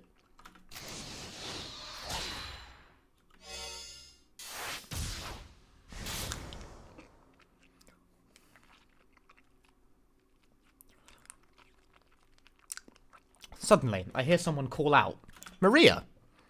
Huh? I spin around to see a young girl running toward me. She kind of looks like me. Behind her are 2 men. One of them is the man with the cane. He raises his gun and aims it at her. Oh no, he's going to shoot her. I didn't read that properly. The instant I realize what he's doing, I'm lunging toward him. He shifts his grip on the gun and clubs me in the head. I stagger against the wall, trying to keep my feet, but my legs buckle under me, and I crumple on the spot. I don't even know why I tried to protect this girl. My body just moved on its own. Maybe it was just a reflexive impulse to help someone in danger. But, am I the sort of person who'd risk her life to protect some complete stranger?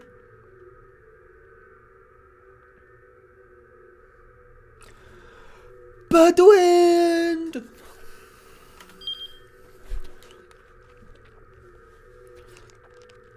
Maria's impulse to protect a stranger is selfless, but ill-fated. Of course, the strange girl is actually her sister Hitomi. If you know what causes Hitomi to show up here, you can probably avoid this untimely end. Yet more dead people.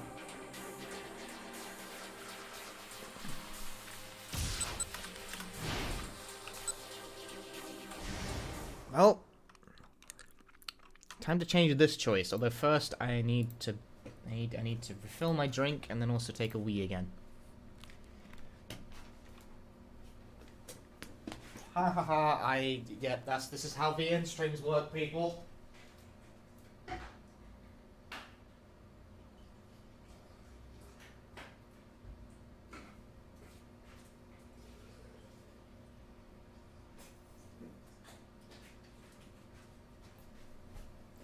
Motherfucking water. Water. Pure water.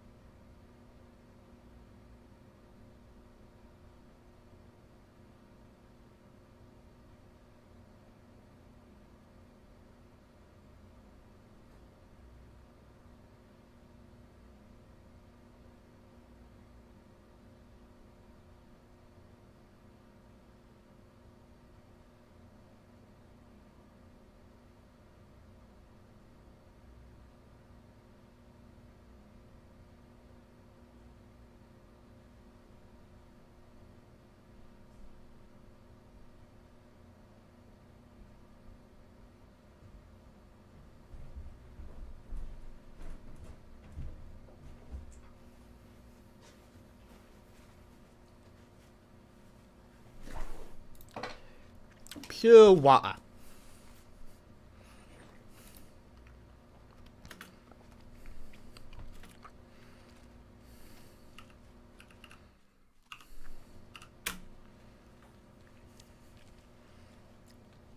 Ah, right, my bad.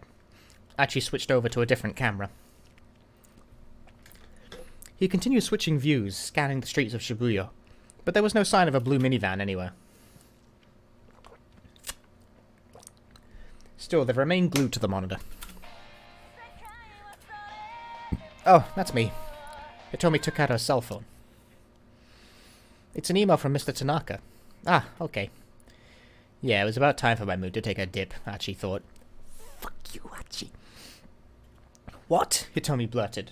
She looked up from her phone. Archie, Mr. Tanaka found the minivan. He what? What does he say? Read it to me.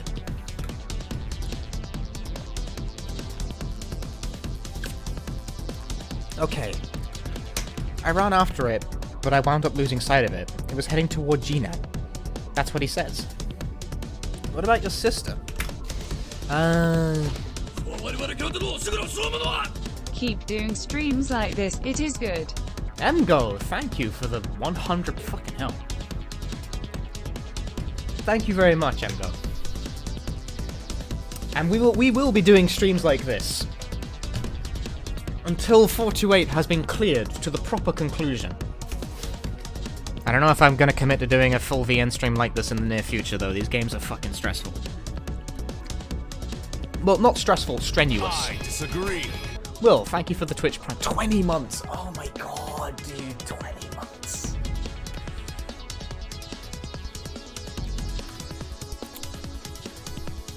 What about your sister? Was she inside? He doesn't say. I actually switched over to an array of surveillance cameras near Jinan. Maybe that's the, yeah, Jinan. That seems better. The few seconds the transition took felt agonizingly slow. Finally, 4 new images popped up. Archie quickly enlarged one of them. Ah! Hitomi let out a tiny gasp. I have been getting better at it, yeah.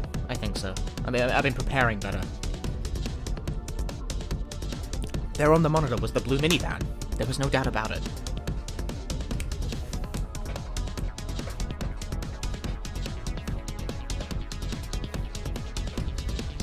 Archie and Hitomi rushed from the building, speeding towards Jinnan in an all-out run. Run, Archie! Run, Hitomi! Run, other guy who's looking for Miku!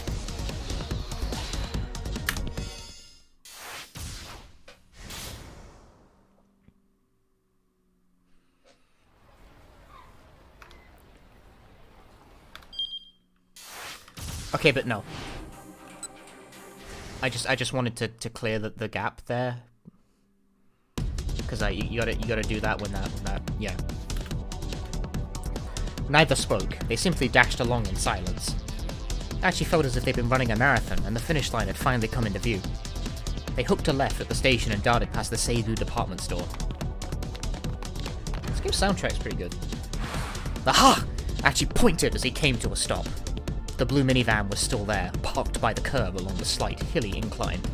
Let me tell you about slight hilly inclines, right? This town is nothing but slight hilly inclines, and I'm fucking sick of riding my fucking bike around this fucking town. Leaving Archie behind, Hitomi started rushing up the hill. Alarm bells started going off in Archie's mind. Someone from the kidnapping crew was in that van. It was dangerous to approach it carelessly.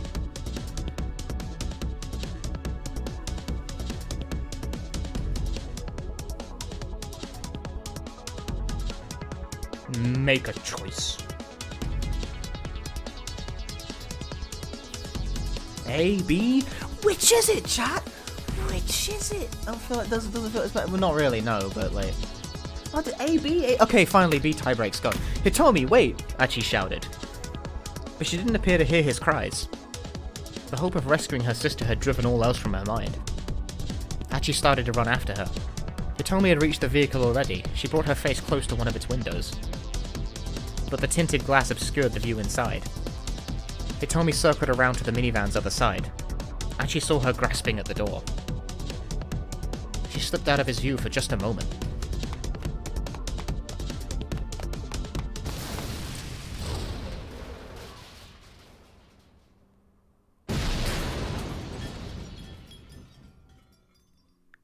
Cool. I mean, like, not cool, but cool.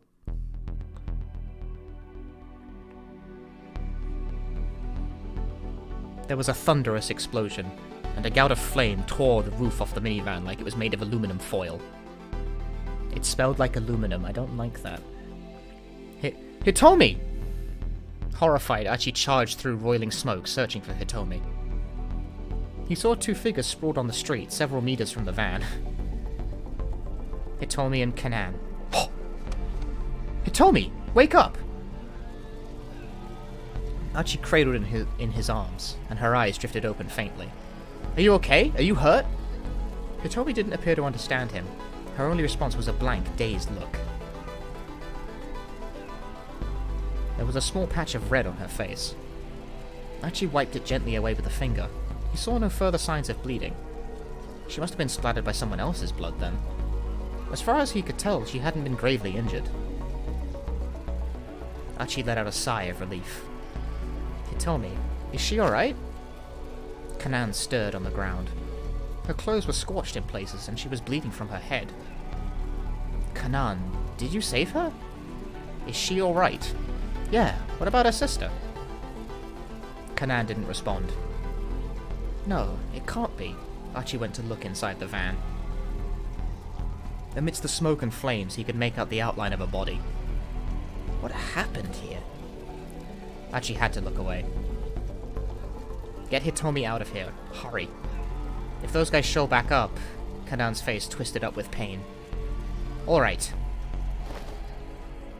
Archie settled Hitomi carefully in his arms. Wait. I need to tell you something. Kanan's pained gasp called him back.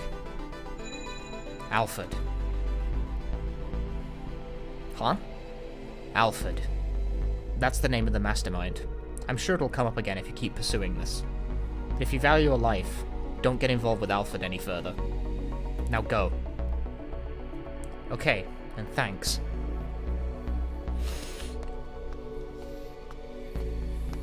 With Hitomi in his arms, Archie hurried from the scene, looking like a fucking rock star in the process. He wasn't sure where he was heading. He just wanted to get away, wherever that meant. He carried her past the crowd of onlookers that had swiftly begun to assemble. The flames of the burning van rose ever higher, roaring up toward the heavens. Archie's fucking hot, dude.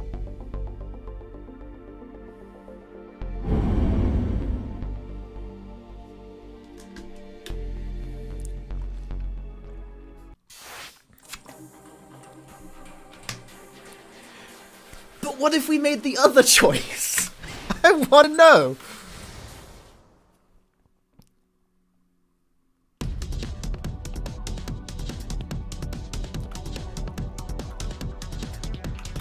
Stay back, don't get too close, Hachi shouted.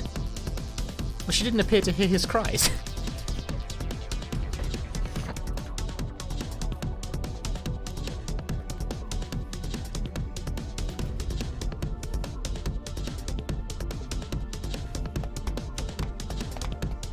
You gotta see it again, dude.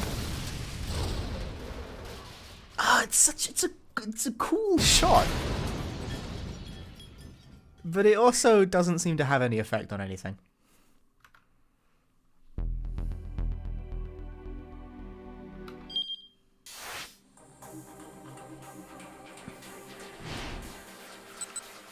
It still led to be continued. It affects someone else's.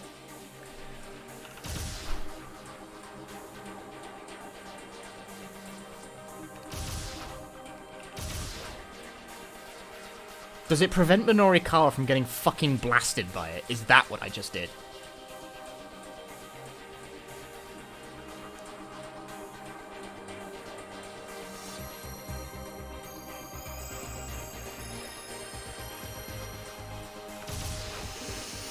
Now what?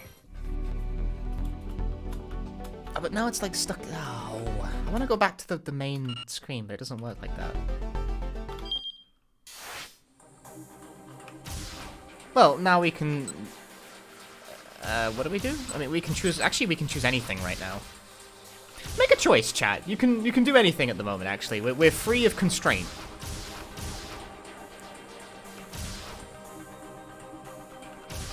I'll vote for Kano. We have a Kano. We have a Maria. We're always neglecting Kano, man.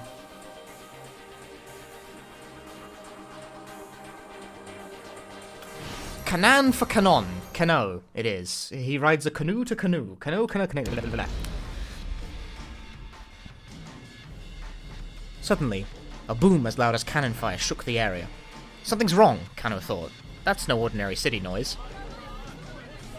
I mean, we've read this before, so I'm not going to do it again.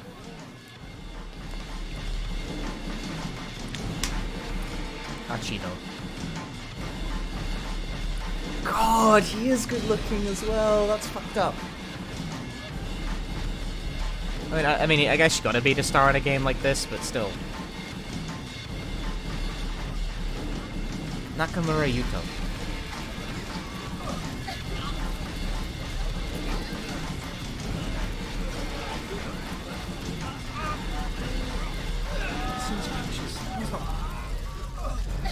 He's not even wearing a shirt in that one.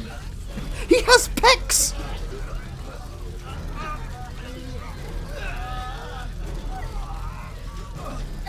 Unbelievable!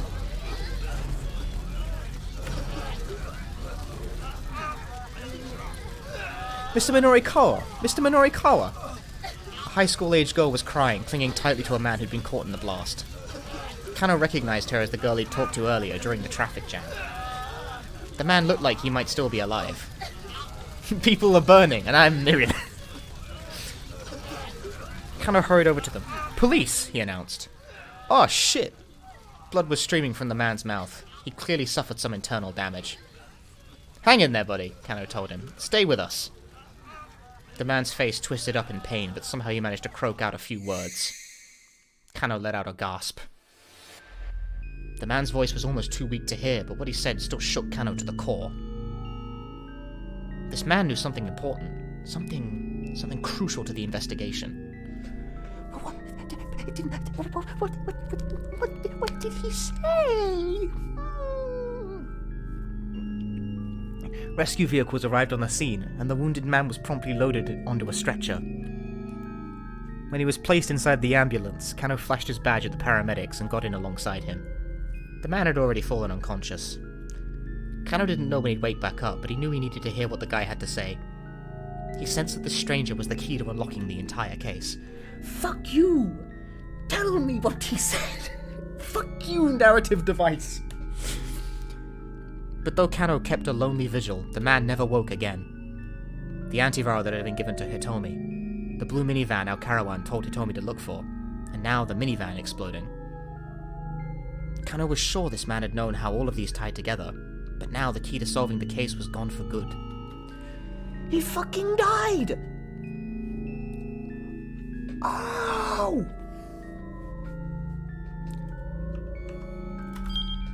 Kano tried to get information from a man who was caught in the explosion, Minorikawa, but he arrived too late. If Minorikawa hadn't been caught in the blast, things would have gone differently for Kano. At 15:30, somebody shouts something, and depending on what they shout, both Kano's and Minorikawa's fates may change. 15:30?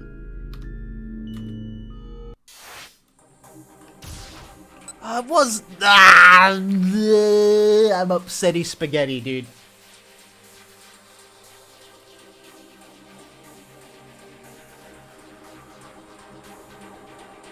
I chose the wrong motherfucking thing to shout. I changed, and I got the bad ending because of it.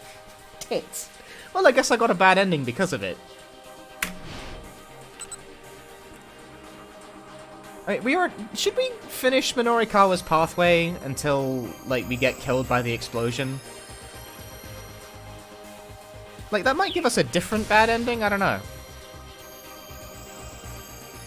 I intend to see this to the conclusion. We should collect bad endings. They will help us later. Well, or they won't, but I still want to collect them. Running along Koen Dori in pursuit of Miku, Minorikawa heard a cell phone ringtone coming from somewhere nearby. How did he hear that from out here? Oh, dude, FMV. Oh.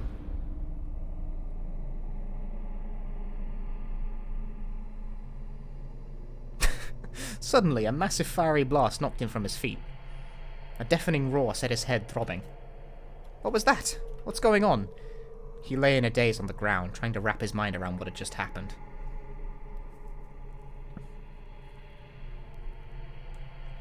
He smelled the foul scent of burning rubber.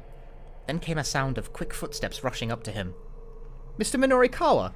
A voice called out to him, as if across an impossible distance. Mr. Minorikawa! Was that Miku? He forced his eyes open and saw Miku looking anxiously down at him. Mr. Minorikawa! Miku, those things I said earlier, I'm sorry. I went too far. What are you talking about? That's not important right now. Miku choked back a gasp, and Minorikawa realized he had blood leaking from his mouth. His body wouldn't move, and his mind was reeling. What What happened? Tell me. Miku's voice was dry and hoarse. There was a minivan. It exploded.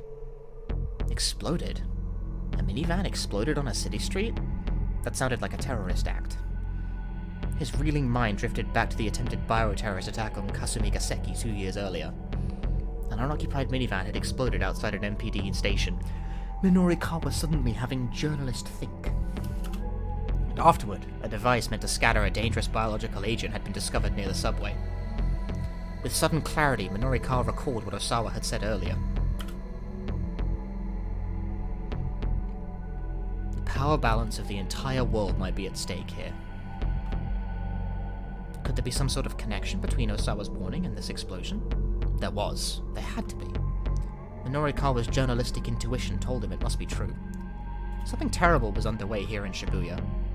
Police, a man in a suit announced. He crouched beside Minorikawa and gently lifted his head and torso. Hang in there, buddy. Stay with us. The change of position allowed Minorikawa to clear his airway, and he sucked in a deep breath. Oof. Pain. But as he did, an intense pain shot through his lungs.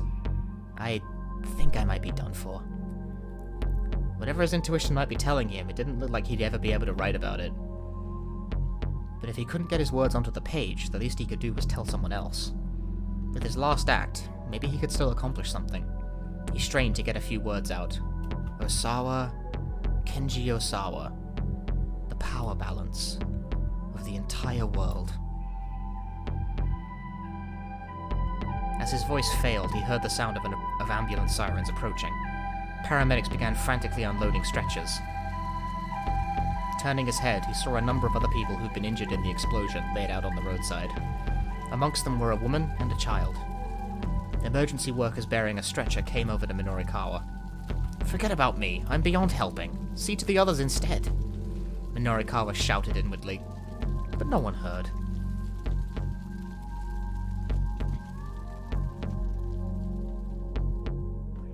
Guess who needs to pee again? Me. I really do have the smallest bladder ever.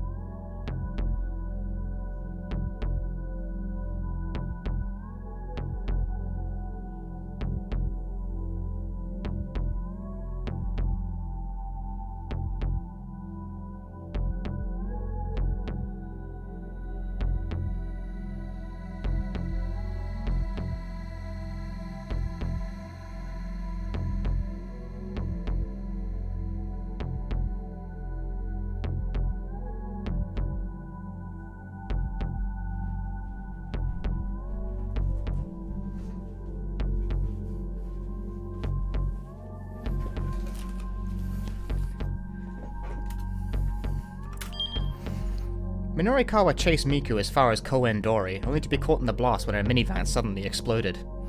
A few simple words can change his fate. Someone who shouts something at 15:30 that needs to change what it is they shout. If Minorikawa hears something that grabs his attention, he may not get too close to the explosion.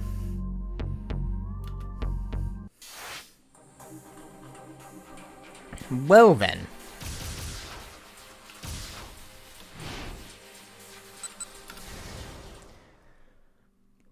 Well, bodies in general tend to deteriorate as they age. But also, I have been drinking like this. I've drunk 2 of these already, so...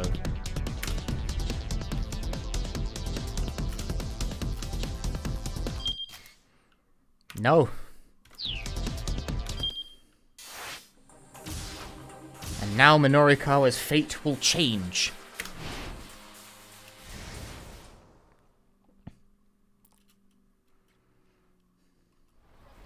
Hitomi, wait! As he ran along Koen-dori after Miku, Minorikawa heard someone shout out a familiar name. Hitomi? It was a pretty common name. Ordinarily, he wouldn't have given it a second thought, but he remembered that one of the Miss Midoriyama winners was named Hitomi Osawa. That made him curious. A moment later, he heard a cell phone ringtone. He immediately recognized it as an Aya Kamiki song. His reporter instincts tingled. He stopped to take a look around, and one young woman caught his eye almost immediately. He couldn't assume that any pretty girl he saw was Miss Midoriyama. After all, it'd be a little too convenient if he just so happened to run into her now. Still, it didn't cost him anything to ask. Are you Hitomi Osawa? He might as well at least check. But to his own surprise, he hesitated in embarrassment. He'd never been too embarrassed to ask a question before. He didn't get a chance to contemplate that realization.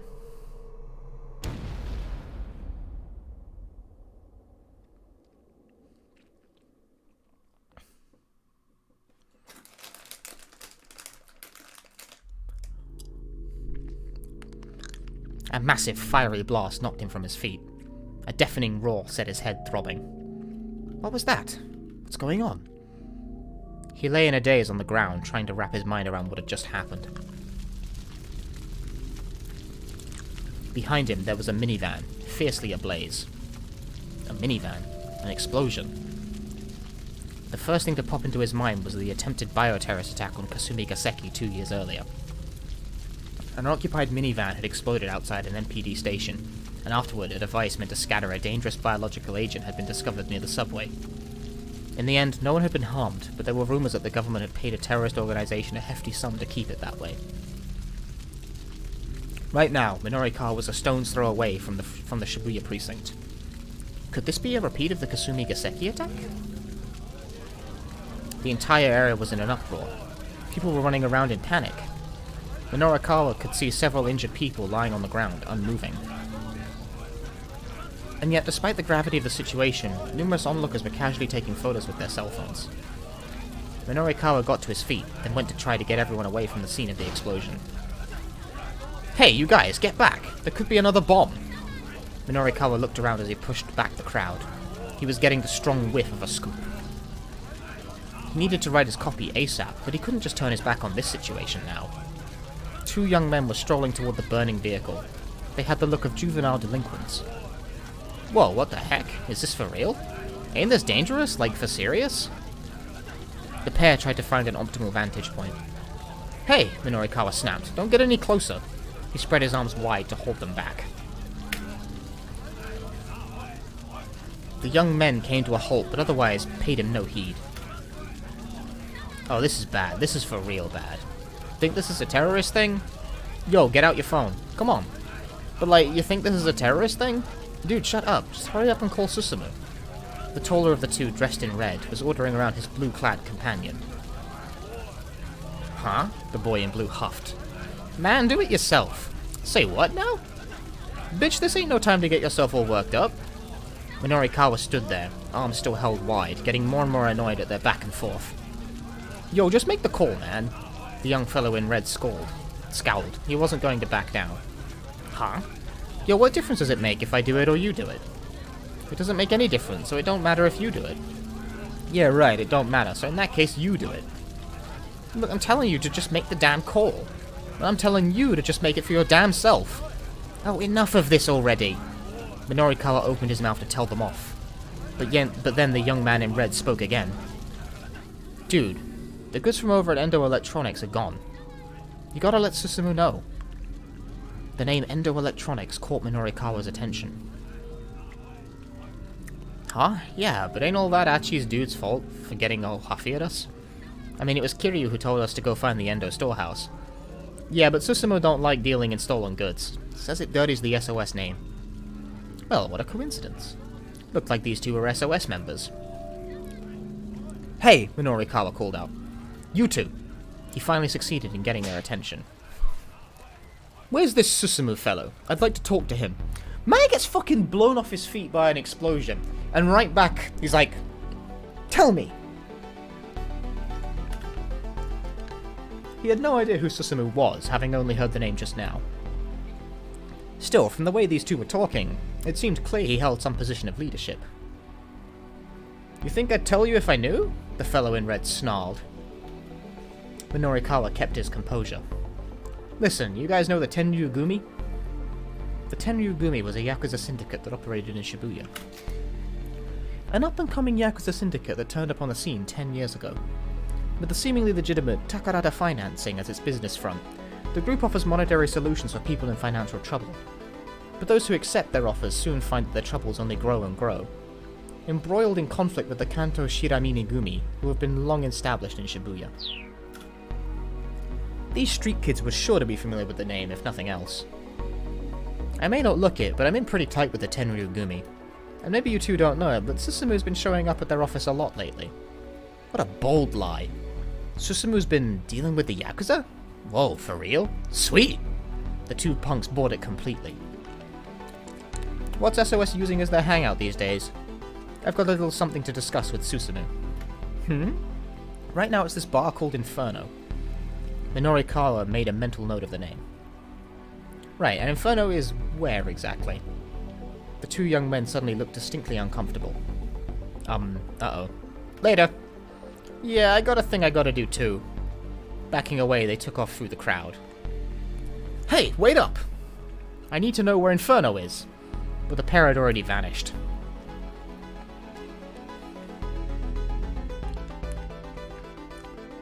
Ambulances began arriving at the scene, and paramedics rushed out to tend to the wounded. Excuse me, would you mind answering a few questions? Minorikawa turned to see a man in a suit approach him, flashing his badge. Knife! So a detective with questions for him, huh? How about you answer a few questions for me?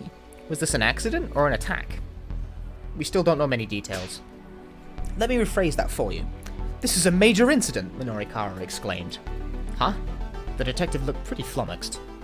I've been around the block a few times and I know all your police PR lingo. And when you start talking about the details, that is 100% indicative of a major incident. Brushing aside Minorikawa's remark, the detective tried another question. Did you happen to notice anything unusual prior to the explosion? Unusual? Minorikawa thought back to the moments before the minivan blew up. Now that you mention it, I think I heard a cell phone ringtone. The detective tilted his head. A ringtone? No, never mind. Forget that. There's no way the ringtone on someone's phone would be audible through all of that. Minorikawa struck the thought from his own mind as he said it. In all likelihood, he had associated the ringtone and the explosion simply because one had happened right before the other. Kano. A large-statured Caucasian man had called out to the detective. Evidently, the detective's name was Kano. "Thank you for your cooperation," he said with a bow. Then he ran over to the foreigner.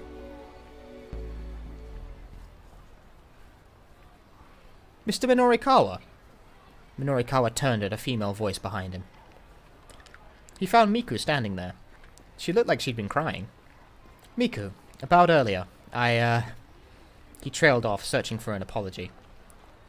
"It's okay. That doesn't matter right now." Miku looked around at the scene. Minorikawa followed her gaze. "Something big went down here," he said. "I know!" she exclaimed. "The explosion. I saw it happen with my own eyes." "You what?" Miku looked around nervously. "Are you alright?" he asked her. "You're not hurt, are you?" "I'm okay. My ears are still ringing a bit, is all." "Good. So what did you see at the time of the explosion?" Miku assumed a thoughtful expression. "There was this girl who was running toward the minivan, and then I think I saw this other Middle Eastern girl suddenly make a dive for her, and then the van just exploded."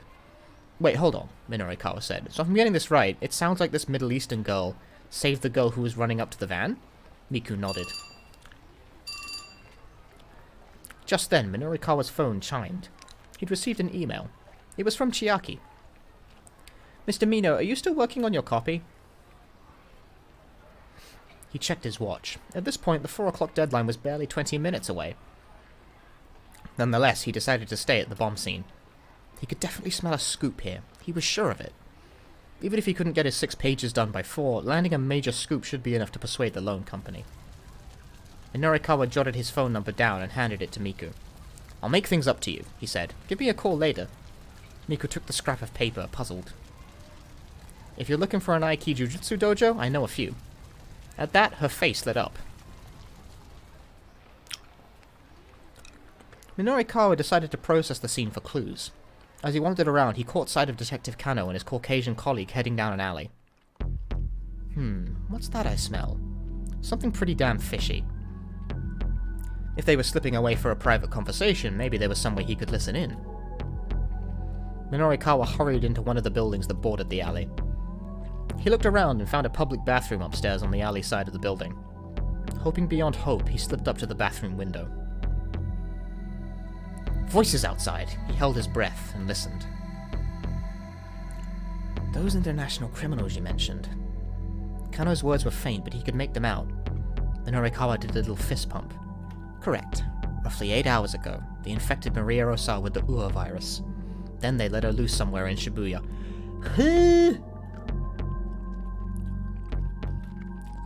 "Hold on. By Ua, you mean?"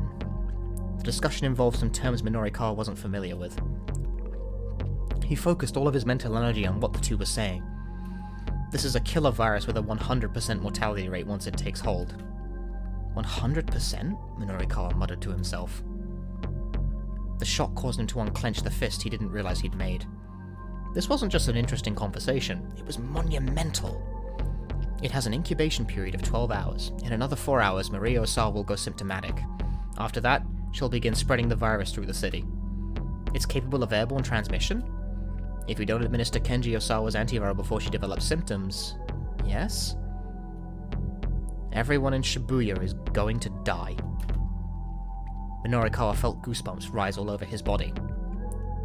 If they were talking about a virus and a Kenji Osawa, they could only mean that Kenji Osawa. He recalled what Osawa had said earlier about the power balance of the world being at stake.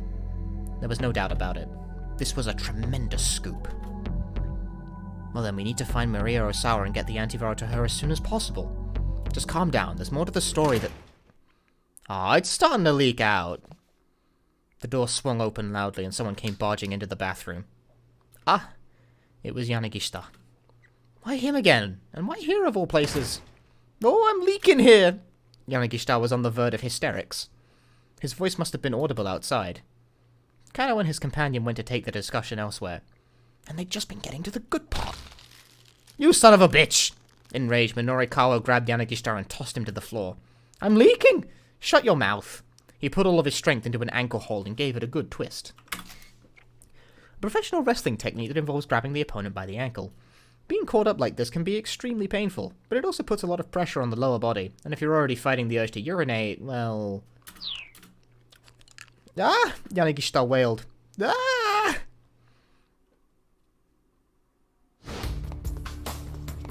Minorikawa left the idiot blubbering in the bathroom and hurried out of the building. He hadn't heard the whole discussion, but he had a scoop on his hands anyway. This would be a tremendous score for Heaven Publishing, enough to let the company rebuild.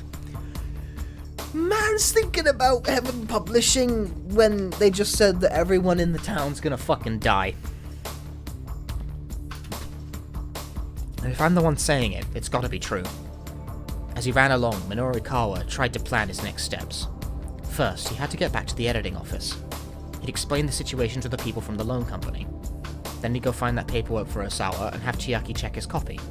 Then, after that... Okay, so he still had a lot of things he needed to do. He swatted at himself on both cheeks to get himself psyched up.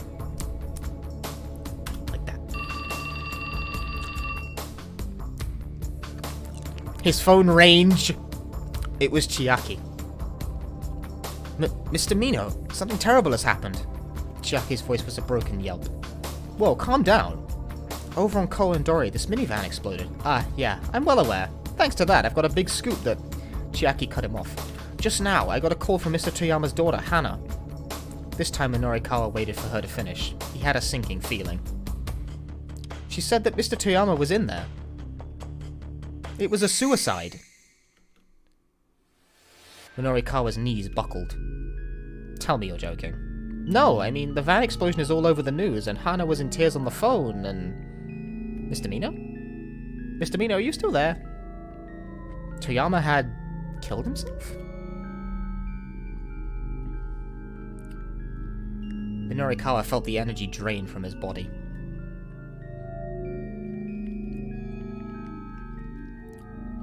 Is that bad end, or is it to be continued? It's to be continued.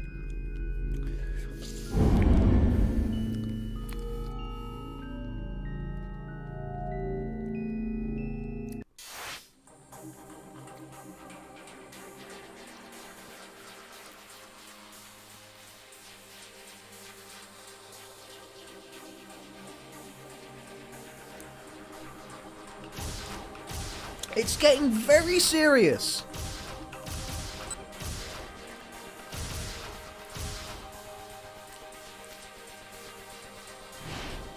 I'm going to arbitrarily decree we're doing Kano next for no other reason than just because we already kind of saw, like, half of what he did.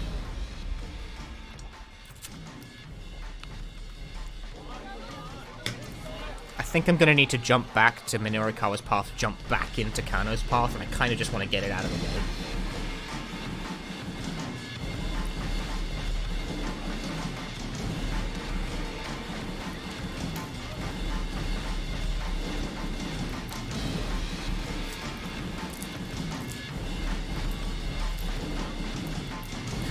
I like how you can see Minorikawa, like, shuffling in the background over there. Like, you can see it.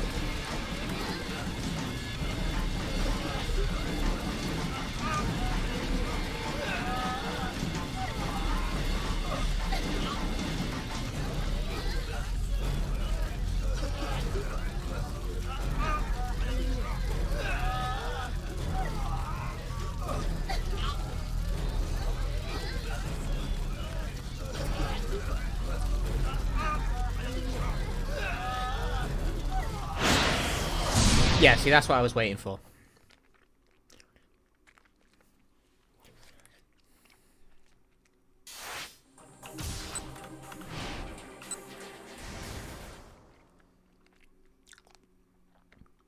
Let's resolve this.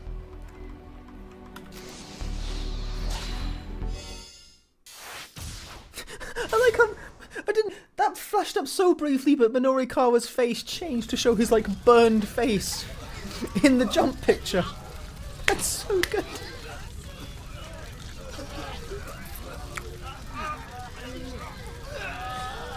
Several people were on the ground nearby, evidently injured by the explosion. A girl in a hoodie was crouched among them, doing her best to tend to their injuries. Miku Marita, while walking along upset at Minorikawa for not introducing her to an Aiki Jujutsu dojo, she happened to cross the aftermath of the minivan explosion. Unable to stand idly by when faced with such a horrific scene, she pitched in as best she could to help the wounded. Look, fucking burned ass motherfucker. That's such good detail. We're not doing that jump though, we don't need to.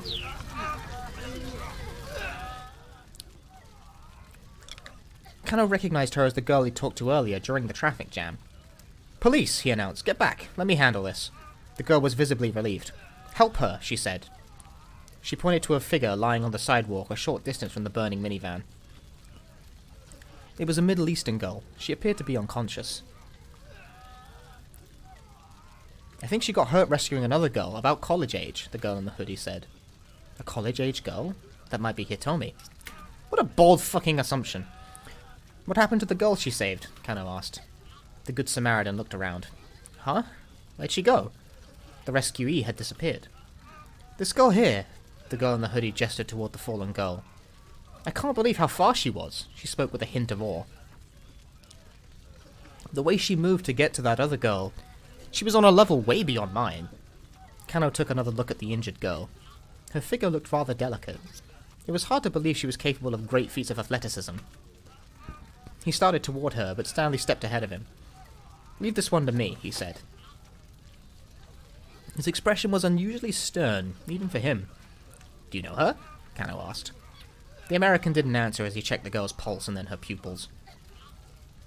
"Hey, Stanley. Don't you have other things you should be doing?" Stanley snapped. "Fine then." Kano decided to collect some eyewitness accounts.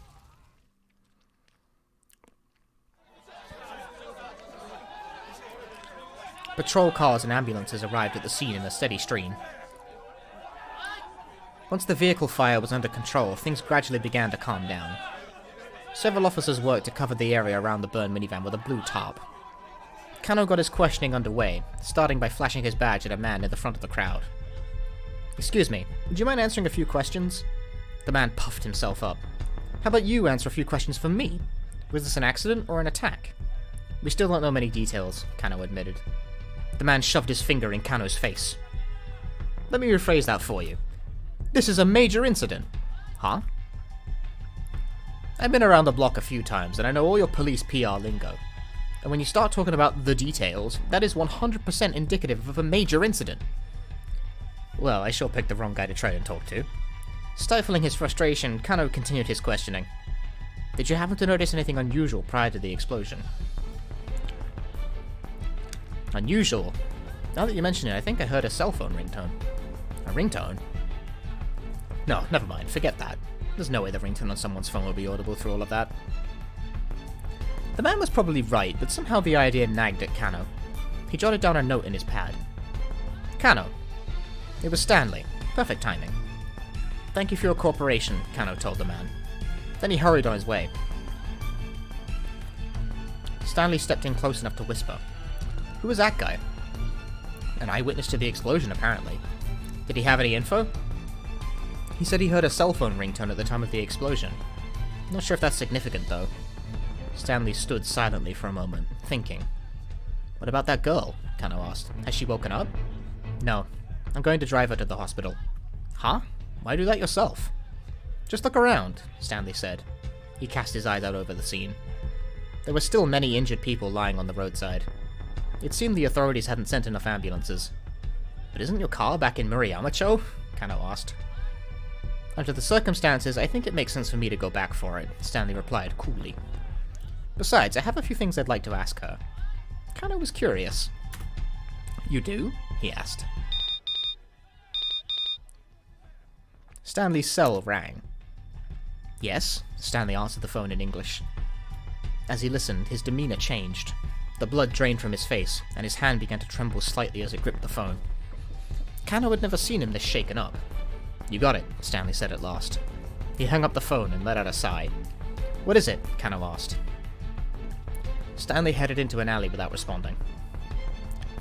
Kano hurried after him. Once they were out of earshot of the crowd, Stanley finally spoke. That call right now was from Gordon, my superior. He broke off there and for a long while was silent. He appeared to be struggling with some strong emotion.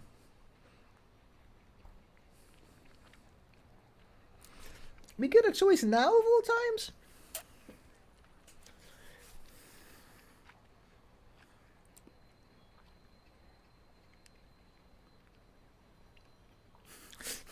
B. Kano decided not to press. If it's that difficult to talk about, you don't have to. No, Stanley said. I should tell you this. He braced himself before continuing. We were contacted on our end by the mastermind of this plot. Those international criminals you mentioned? Correct. Roughly 8 hours ago, they infected Maria Osawa with the Ua virus. Then they let her loose somewhere in Shibuya. Hold on. By Ua, you mean... Kano thought back to his earlier conversation with Stanley. These criminals were trying to get their hands on a new drug, an antiviral drug developed by Kenji Osawa that had been shown to be effective against the Ua virus. Stanley hesitated before continuing. This is a killer virus with a 100% mortality rate once it takes hold. Kenji Osawa's antiviral is our only means of combating it.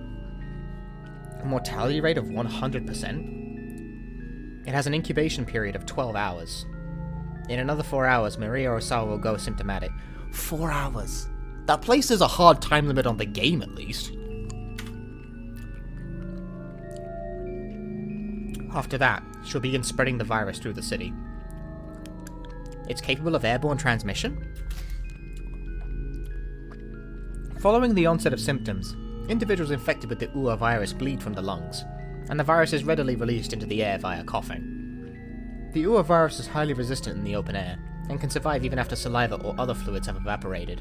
Simply getting within 2 meters of a symptomatic patient is said to carry a high risk of infection. Bodily fluids from deceased patients carry an especially high concentration of the virus, and anything contaminated with such fluids must be thoroughly sterilized before it is safe. Maria is the Maria we play as, yes. Stanley nodded. If we don't administer Kenji Osawa's antiviral before she develops symptoms... Yes? Kano's voice was trembling now. This game is not a mess, this game is a puzzle of gargantuan proportions. Stanley spoke with complete certainty. Everyone in Shibuya is going to die. There is nothing messy about this. Well then, we need to find Maria Osawa and get the antiviral to her as soon as possible, Kano said, panicking. Stanley remained cool. Just calm down, there's more to the story that... Stanley was interrupted by a strange sound from the upper floors of a nearby building. Unsure of what it was, the two men hurriedly relocated.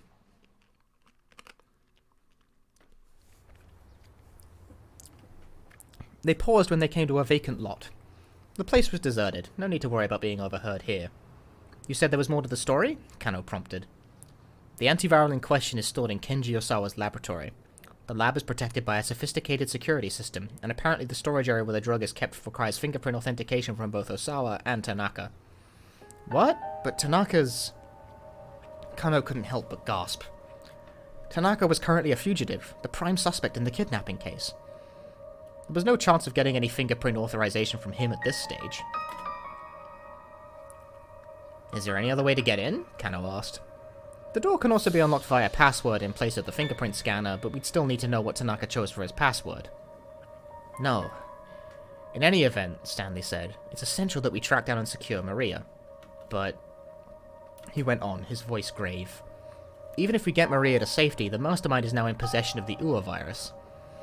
If they want to, they can unleash a bioterrorist attack on Shibuya at any time. To put it bluntly, the lives of every man, woman, and child in the city are in their hands. Kano felt a pulse of fear deep enough to give him vertigo. I'm doing good, Alex. This game fucking rules. He slowly tilted his head back. He'd slowly tilted his head? Excuse me. Script, what are you doing? He slowly tilted back his head and gazed at the sky, vast and blue as always. There had to be tens of thousands of people in Shibuya right now. Rumi and Shizuo were among them, and they might all be dead within a day. It felt so unreal, Kano's mind almost couldn't process it. With an effort of will, he shook himself out of his daze. Now was no time to waver. We have to try, he said. In the next 4 hours, we need to find Maria Osawa and figure out a way to stop this mastermind in the Ua virus. The words were as much for himself as they were for his companion. Let's do this, Stanley. We might not always see eye to eye, but together I feel like you and I can find a way. But Stanley averted his gaze. My job here is simply to apprehend the mastermind. Kano felt a resurgence of his earlier anger at Stanley. Once again, he was putting his duties above human life. I'm sorry. Stanley's voice was a quiet mutter. You should get away from Shibuya as soon as possible, Kano. Kano hadn't imagined that the American would ever be worried for him. I appreciate the warning, he said, but I'm seeing this through to the end. This isn't the sort of thing you can solve with just an effort of willpower. Even so, giving up isn't the Japanese detective way. Stanley let out a nasal chuckle. Back to that again, are we? Same to you. Kano managed a tiny chuckle of his own. Listen, Stanley went on after a moment. This is just between you and me. The mastermind behind this kidnapping case is an arms dealer who goes by the name Alfred. Beyond simply selling weapons, illegal arms dealers are also frequently involved in smuggling weapons unlawfully obtained through deals with government or military contacts. In recent years, such enterprises have become increasingly globalized. Some dealers form smuggling networks that also deal in money laundering, drug trafficking, and more. Alfred? The attempted bioterrorist attack on Kasumi Gaseki, a hotel bombing in Chicago. Alfred had a hand in all of them. What do you know about this criminal? Kano asked. Stanley's expression grew even darker.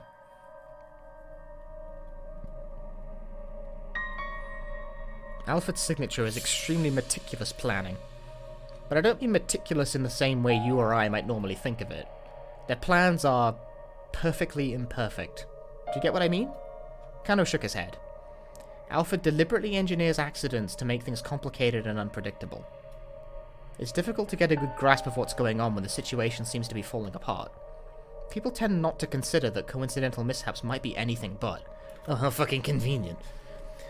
In the end, they don't even realize they were playing right into the mastermind's hands all along. Kano could hear the intensity in Stanley's voice. But what could it mean? I'm afraid that's all I can say. Stanley held out his right hand. See you around, Kano, if we're still alive. If we're still alive. Kano let that sink in for a moment. Nah, I'll shake your hand after we finish this case. With a slight smile, Stanley withdrew his hand. Then the two bumped fists instead. Alright, we'll meet again, Kano. I'm sure of it. Yeah, see you then. Powerful moment. No sooner had Stanley departed than Kuze's voice came in over the wireless. Attention all units. As of now, further investigation on the kidnapping case is suspended. The director's voice sounded strangely cold. I repeat, as of now, further investigation on the kidnapping case is suspended. Wait, hold on, sir? Kano shouted. What is it, Kano? Could you let us know why? We've received information that Maria Osawa has been infected with an unknown virus and has been released somewhere in Shibuya. That matched up with what Stanley had said earlier. An anti-bioterrorism security force will probably be deployed in Shibuya. Terrorism involving biological agents such as bacteria or viruses.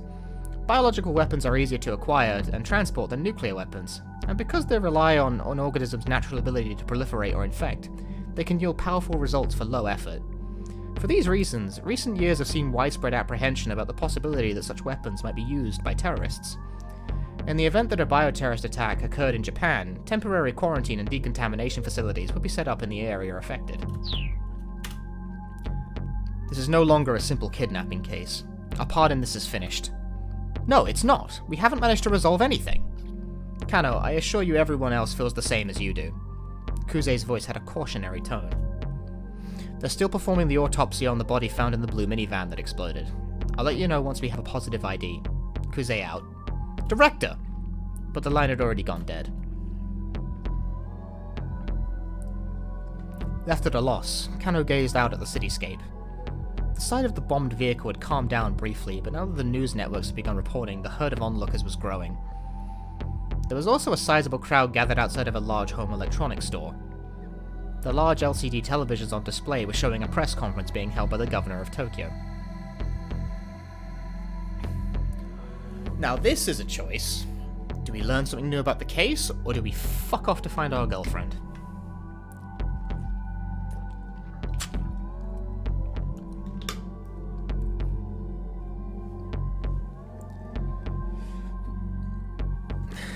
We have 3 Bs and 1 A, I think.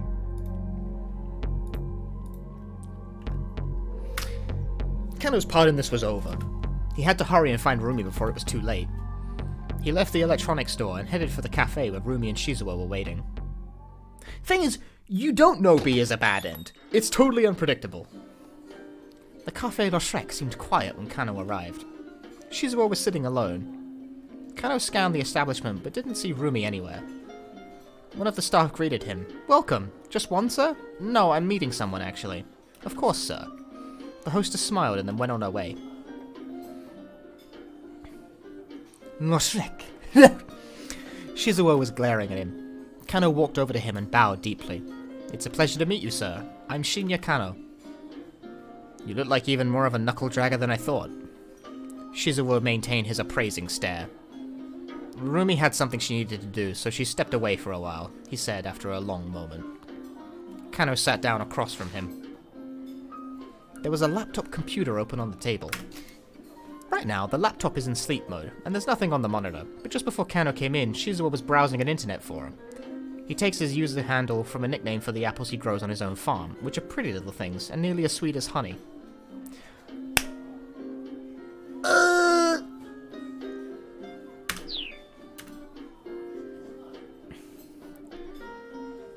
The waitress came by to take Kano's order, so he asked for an iced coffee. Pretty honey.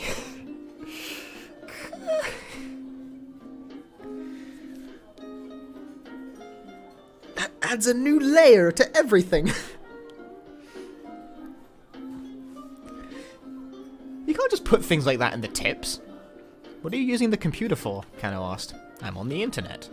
Shizuo's voice was low and gruff. That's how I answer everything all the time. It's just, I'm on the internet. Da-da-da-da? No, Shibuya Scramble. This cafe has an internet connection? May as well start with a little small talk. Ah, I too am a Chano. So what? Again, Shizuo glared at Kano. The words wouldn't come. No, actually, this is no time to be making idle chit-chat. If they got infected with the virus, Rumi and Shizuo might die. Look, please, you need to leave Shibuya right away. Shizuo's face contorted with confusion. What are you talking about? Why? Kano wasn't sure if he should tell the truth or not. He was strictly prohibited from discussing a case with anyone outside the department. As a former policeman himself, Shizuo ought to understand full well the secrecy and investigation required. But it wasn't like he'd just up and leave town without a good reason. Please listen, Kano said. Do we... But what do we tell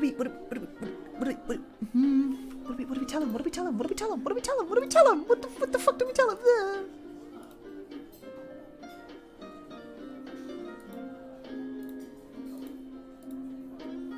Everyone chooses B! It's very important that you go, though I'm not at liberty to tell you why. Even if this was Rumi's father, Kano couldn't bring himself to leak secret information. His mind spun with regret. Well, I don't need your say-so, Shizuo huffed. I'm sick of this town anyway. Kano was a bit relieved to hear that. Does this have something to do with the case you're working? Huh? You telling me to leave Shibuya? Does that have anything to do with your case? Yes, Kano admitted. So why don't you run off with Rumi then? Shizuo's tone was frank. Well, I mean...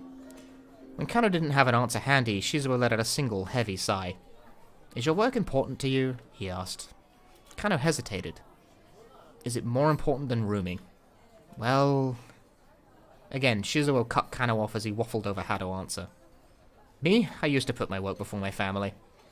There was no question in my mind that combating society's ills and solving cases was worth any price. And because of that, I did some pretty reckless things. Almost wound up dead more than once. Shizuo paused, a forlorn look in his eyes. My wife did nothing but worry about me, so much that I didn't even realize when she'd worried herself sick.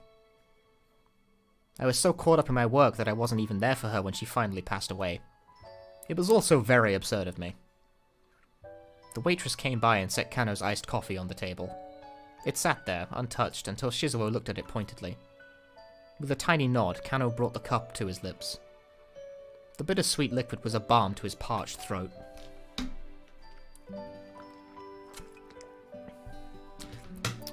I told Rumi the same story, Shizuo continued, but I didn't tell her how absurd it was. I told her that her father only did what he had to do. He took a sip from his glass of water. Rumi, she's very much like her mother used to be. Their personalities are almost identical. And I don't want her to suffer the same way my wife did. Shizuo's fist clenched in his lap. What was it that made you become a detective in the first place? He asked. Well, at first I got the job because I thought it would make Rumi happy. And then I guess also because I thought it'd make you like me, sir. It was the truth, but Shizuo simply chuckled. If your goal is to get me to like you, you may as well give up now. I'm sorry, sir, Kano said. I can't do that. Are you this stubborn around Rumi? Shizuo grumbled. I love your daughter, sir. I want to keep her safe, to make her happy. And why is that? Whenever I think about her, I just feel so amazing. I'm sure that you or anyone can empathize with that. Everyone has someone they want to protect who makes them feel that good. It's an admirable thing, wanting to be a detective and protect the happiness of the people. But that doesn't mean you need to ignore your own happiness in the process. What you say may be true, sir. Earlier today, my partner was stabbed. And today is his wife's birthday. Shizuo arched his brow. Is he going to make it? We're not sure yet. Last I knew, he was in critical condition. This is why I keep saying that the life of a detective is... Shizuo's words trailed off into a lamenting murmur. Even so, Kano was unmoved. Dictum number 1. Never lose sight of what you're supposed to protect. Ever. What's that? Something that a senior detective I admire very much said. It's the fundamental guiding principle I've stuck to as a detective. But I was wrong about the real meaning behind it. My partner was stabbed, there are people I want to rescue. So much has happened and now I finally understand what those words mean. When you see someone in trouble, you help them. That's not something a good detective does, that's something a good person does. Kano took a good long look at Shizuo's face. He had surprised himself, finding the words to speak his feelings so clearly, and he wondered what effect it had had on the older man. I'm sure that, from your perspective as my future father-in-law, my being a detective means I'm putting my life on the line. But that's not entirely true. I can only be myself. This is the kind of person I am. I care about helping people. Even if I were a baker or a brewer or a bookseller, I'd still act the same way. You're being ridiculous. A baker and a detective don't assume anywhere near the same risks. I suppose that's true. Kano fussed with his hair, sheepishly. Shizuo grumbled. I think I see what kind of man you are now. He sounded oddly defeated. Which is why now is no time to just futz around. Kano sat up straighter at Shizuo's weighty tone. A detective needs more than just passion. A detective can't solve all his problems with sheer determination alone. But at the same time, he needs more than just the ability to coldly assess a situation. He needs the conviction to stick to a case when it might otherwise seem prudent to give up. There was something new in Shizuo's expression now, and a gleam in his eyes that hadn't been there before. Kano almost felt like he was being sermonized to by a senior officer. I fucked that one up. You got that? You need a cool mind, but a fiery spirit. A detective without both of those is worth nothing. Do you mind if I write that down in my notebook here? Look, Shizuo said, sounding suddenly embarrassed. Aren't you in a hurry? Don't you have to get back to your case? Yes. And sir, please, I need you and your daughter to leave Shibuya right away. Yeah, I hear ya. Kano conjured up Rumi's face in his mind. There was a chance he might never see her again. He forced the thought away as best he could. By the way, if I may ask, Shizuo said, what was it about Rumi that made you fall in love with her? What? Where's this coming from all of a sudden? Was it her looks? No, it wasn't just that. Kano found himself tongue-tied again. I mean, she is pretty cute, even if this is my own daughter I'm talking about. Shizuo shocked him by grinning from ear to ear. Well, yes, she sure is, Kano replied, but it's more than just that. She's also very sweet and kind-hearted. She is, isn't she? Yeah, she really is. For the first time, Kano and Shizuo smiled at one another. This is so cute. You're a man who lets his emotions show on his face, Shizuo said. And for a detective, that's... Actually, that's not so bad. Thank you, sir, Kano said. He bowed to Shizuo as he stood up from his seat. Never lose sight of what you're supposed to protect, huh? I like that. Wise words indeed. Kano turned to look back, and then bowed deeply to Shizuo one last time.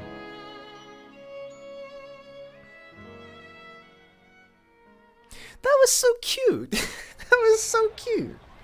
Ah. The ability to coldly assess a situation. Kano knew what he needed to do. There was one thing that was nagging him. No matter how hard he thought about it, it still didn't add up. Why would Tatano let Al Karawan go free? He needed to get back to the precinct and get the truth from Al Karawan firsthand. As he walked along, he considered what he did know about the facts of the case. Just what sort of plan had Alfred put into motion here? It seemed that Tanaka and Osawa held the keys to understanding it. There had been relay handoffs of the phony attaché case, a relay that Tanaka had been complicit in.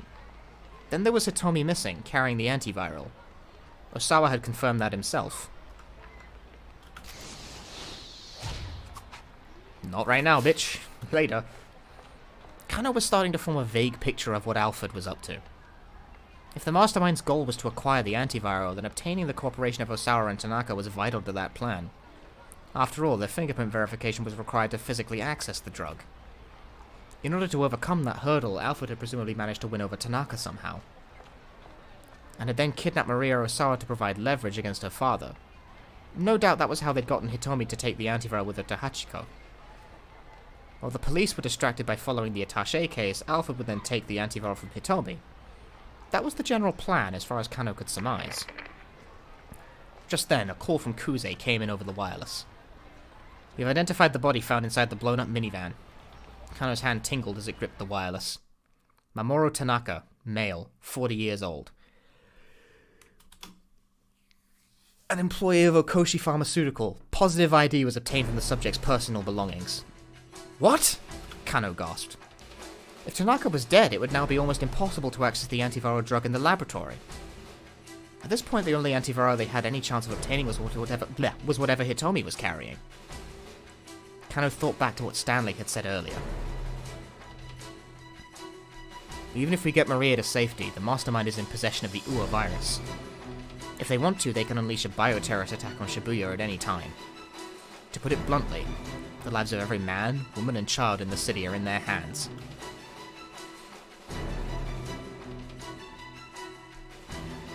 No. A chill ran down Kano's spine. If someone did release the UA virus, there would be no way to stop it from spreading. If Alfred really was planning a bioterror attack, Shibuya would well and truly become a city of the dead. He couldn't help but feel that the whole department was playing right into Alfred's hands. Kano staggered, physically stricken by the realization of just how terrifying a foe they were up against.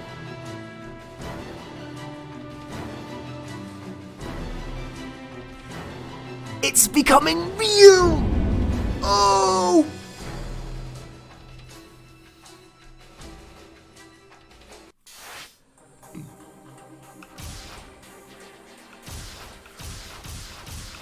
Osawa? I'm gonna unilaterally decide to wrap up Osawa's case first. Okay, thank you. Don't vote. Doing Osawa, because there's a jump. If there's a jump and I want to get it the fuck out of the way. Is something wrong, Mr. Osawa? Kajiwara was leaning in, looking concerned. Osawa came back into the moment with a start and realized he had buried his face in his hands. No, he muttered, looking up. Just getting angry, yelling at people. I'm not good with that sort of thing. I don't like it. He picked up the music player and fidgeted with the earbuds as he spoke. Well, getting angry and yelling at people, I don't think there's anything wrong with that. I think that's just human. It's human? To do those kinds of things? I often said that he was cold and mechanical. Her sarcasm only underlined a fact he'd always lived with, that he didn't know how to conduct himself like a human being. If you get angry, you show it, Kajiwara said. If you get sad, you show it. It's human nature to let other people know how we're feeling, after all. But what if doing that hurts the other person? That's when you apologize, sir.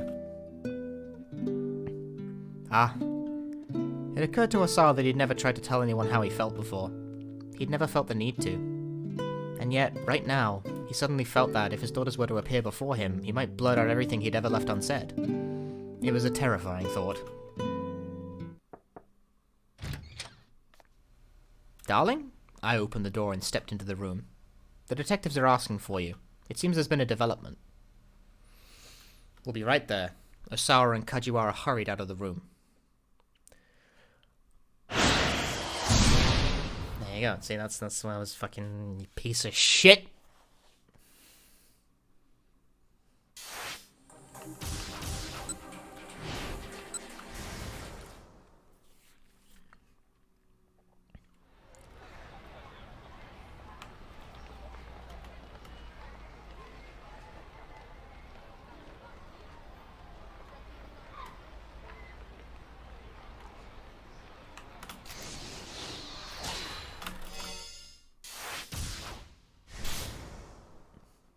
Yeet!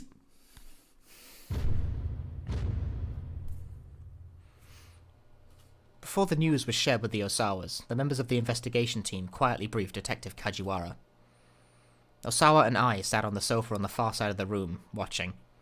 They could see Kajiwara go pale. He wiped the sweat from his forehead with a handkerchief several times. Bad news, Osawa thought. Mr. Osawa, ma'am. Kajiwara shuffled his way over to them at last. We've just gotten word from headquarters. Right now, the task force is in an uproar over a change in the direction from the higher-ups. The detectives who were on the scene have been ordered to discontinue the kidnapping investigation. Okay, but why would I do that? He hesitated ominously. Osawa braced himself. Please, let's hear it. It would seem that your daughter Maria is safe. What? Osawa felt an unexpected surge of relief. You mean it? The case has been solved? Added I. For a moment, they almost sounded like a happily married couple. It was only the stern look on Kajiwara's face that gave them pause. However, as of yet, we do not have her in custody. I am not sure I understand, Osawa said. You know she's alive, but you don't have her? How? Deep furrows appeared in Kajiwara's forehead. I'm sorry, sir. The information we've received from up top is complicated. We've confirmed that she was able to escape confinement. It's just... The detective gave every appearance of holding something back. If there's something you need to tell us, then just say it, Osawa told him. It would seem that Maria has been infected with a virus. Infected? Osawa felt as if a taloned claw had just clutched his heart. It's not one I've ever heard of before, but... apparently it's called the UA virus.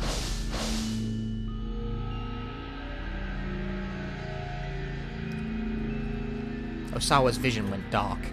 He felt as if he'd plunged into a black void of despair. Darling? I asked raspily. She didn't need to put her fears into words. Osawa felt them just as plainly in his own gut.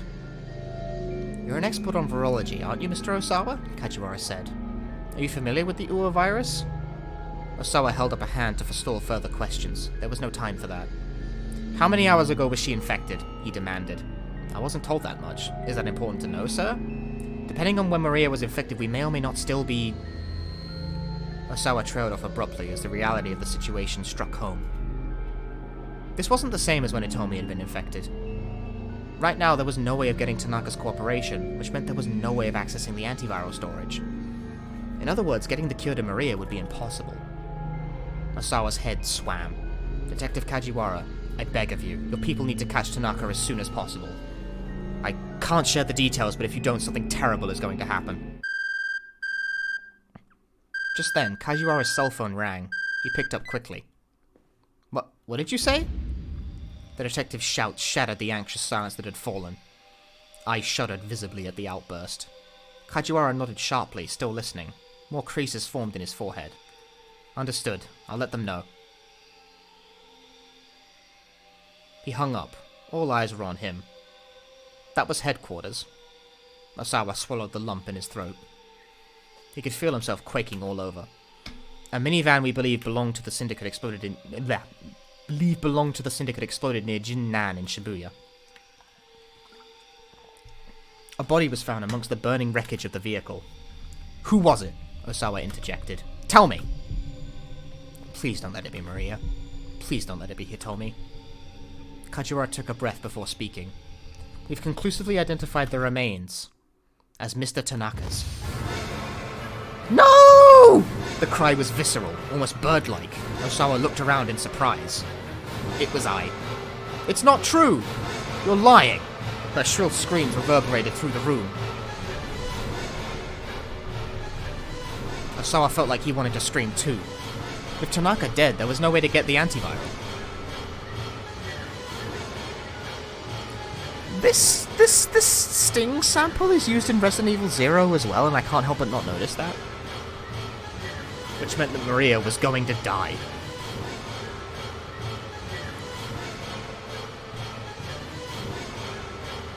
To be continued!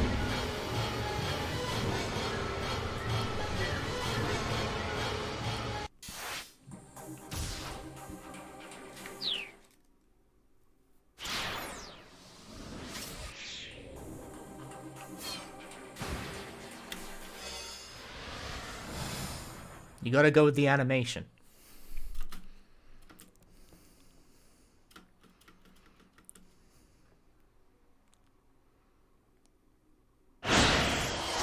What the fuck? Leave me alone!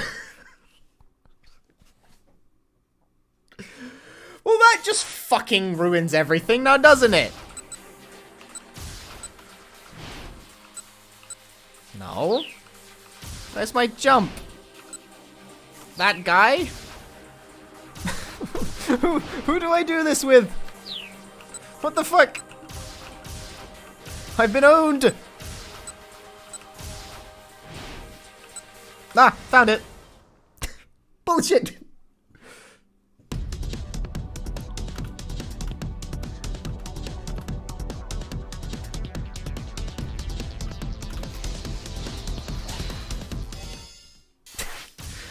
Bullshit! Fuck you, game. Eventually, I muster up the energy to start walking around town, heading nowhere in particular. Maria's just doing jack shit right now. The billboard outside of a department store displays a poster of some female musician. She must be pretty popular because lots of passers-by stop to take a good look. I catch sight of little Hannah in front of the billboard. She's showing something to a woman. She's showing something to a woman there. Some colourful sheets of paper. The woman looks a lot like the musician in the poster. Moreover, I have the feeling I've seen her someplace before. Where could I have seen her? Man, having amnesia is really a pain in the ass. I have no way of knowing whether I've forgotten something or had no memory of it in the first place. The woman looks through the papers Hannah held out to her, nodding approvingly at each one, and I can hear her murmur with admiration. Hannah! I wave as I scamper on over to her. As I do, the woman abruptly hurries off. Hey, we meet again, I say. Hannah just gives me a bored look. Who was that just now? I ask. I don't know. Hannah quickly gathers up her belongings and starts walking briskly away. Oh hey, wait up, I call out. The girl ignores me. She's moving at a jog now, heading from Spanish Hill towards Kowandori. Ah! As she steps out onto Kowandori, she trips and falls down hard. Yo, this girl has that, like, splat down pat. Like, the contents of her bag spill out on the road. Oh, whoops! Catching up to her, I gather up some of the fallen pages. What's this? There are poems written on the coloured paper. Copies of a prose poem titled The Force Monsoon. The poem delicately details the wavering emotions of an adolescent girl. Also, in a clever twist, if the text is read horizontally instead of vertically, it tells about a father's worries over his only daughter, who is now of marriageable age. Hannah's genius will soon be discovered by Aya Kamiki, and she will go on to become a popular songwriter. A look of embarrassment crosses Hannah's face, and she snatches the pages out of my hands. Don't touch those. Those are for sale. For sale? I'm selling poems that I wrote. Oh wow, that's incredible. She looks surprised by the compliment. Incredible? My friends at school said they were dumb. That's not true. I only saw a little just now, but I thought it was a really good poem. You're just saying that. I've been out here in Shibuya for weeks trying to sell these, but the only person who's bought one was that lady just now. Hannah lets out a mournful sigh. Well, what are you out here selling poems for anyway? I thought maybe it'd help pay back our debts. Huh? Okay, that's not something I'd expect to hear from a little kid. My dad's in real deep, she continues. The topic makes me think of Mr. Yanagishita. Yesterday's my day for meeting people mired in debt. And I'm only in elementary school, so I can't get a part-time job. Hannah's surprisingly grown. Japan's Labor Standards Act prohibits the hiring of children under the age of 15. For certain jobs within the entertainment industry, however, employers can obtain permission from the Labor Standards Inspection Office for younger children to work. I'm impressed. She's so brave. She's maybe a little hard to approach, but she is just a kid after all. She's so brave, I just want to give her a hug. What's... I don't know how to read this line. Like, what inflection am I supposed to give that? Oh, Hana! I hear a strange call wailing from behind me. There we go, sure. Startled, I turn around to see Mr. Toyama standing there, tears streaming from his eyes. Hana, I'm so sorry. I had no idea you were trying so hard to... Toyama rushes up to the girl. It's quite the emotional father-daughter reunion. Look at this fucking look on... Or at least that's how it looks until Hana slaps her father across the face with her bundle of papers. What was that for? Don't you give me that. I'm sick of all this running around.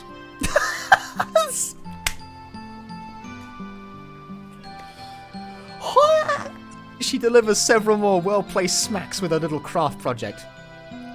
Okay, Toyama says at last. I know you're upset, but I have to ask you for just one thing. Then we can see about getting through the day, yeah? Okay, but just one. I can't help but find this ordinary interaction kind of charming. You two get along really well, don't you? I say. Yep. Nope. The two give simultaneous, contradictory replies. Then Hana suddenly starts to walk off, with Toyama tottering after her. It's such a weird little sight that I can't help but laugh. Well, later then!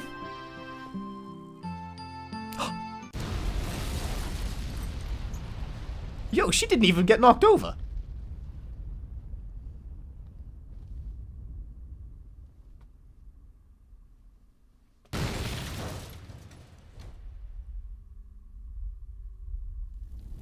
Woo! What the fuck does her shirt say?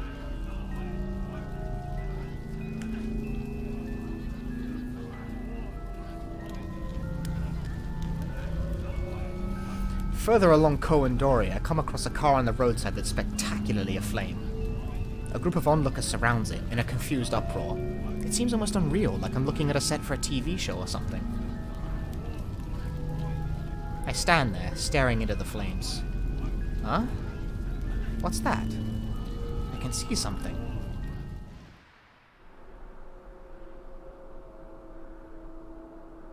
The raging heat makes the air shimmer.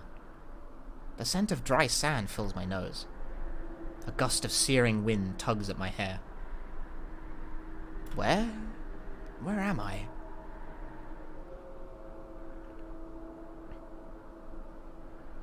Decaying roads. Decaying houses. A decaying city.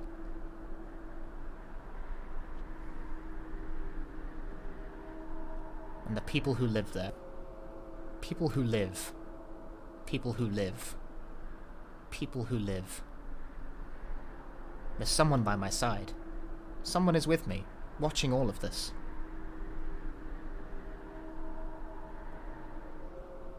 It's a girl. The person with me is a girl, slightly younger than me.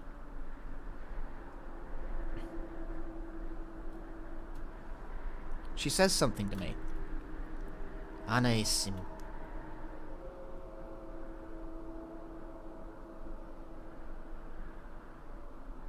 Cat's Cradle. That's my voice now. Cat's Cradle? Whose voice was that? What's going on? Who am I talking to? Yeah, Cat's Cradle. I'm showing someone how to do a cat's cradle with string. But who? Who am I showing how to do a cat's cradle?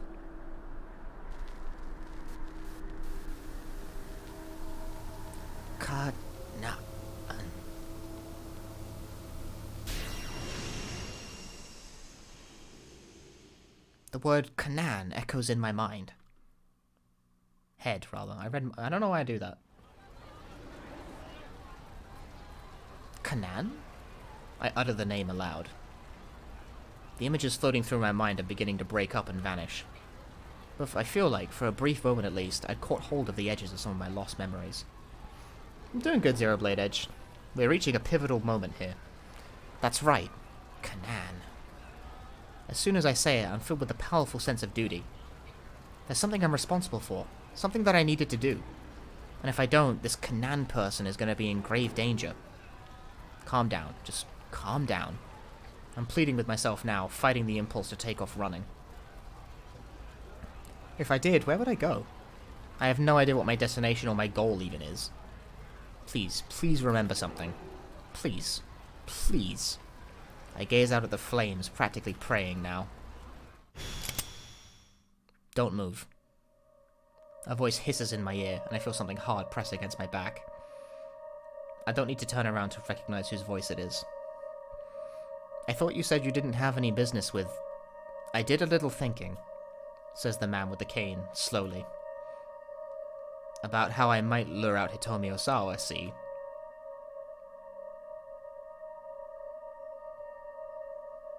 I'm going to use you as bait.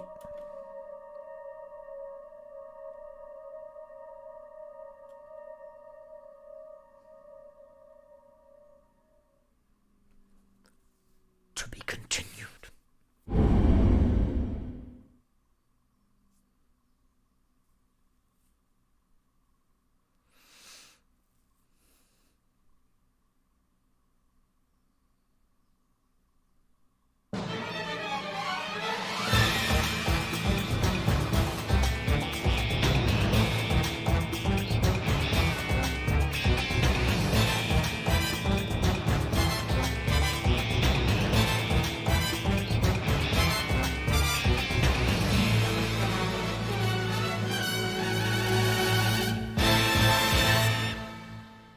We proceed to 4 p.m.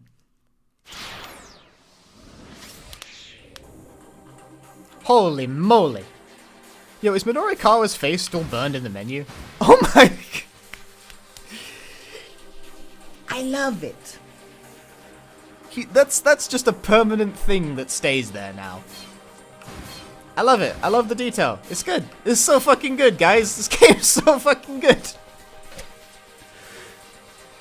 Mwah! Beautiful. Très bien. That was great. I enjoyed that a whole bunch.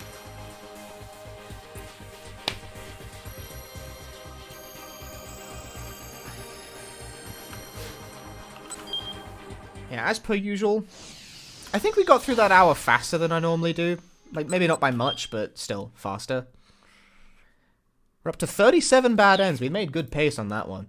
We got a lot of bad ends, like a lot of bad ends. We died a lot. It was amazing. We're gonna collect enough. It'll be fine.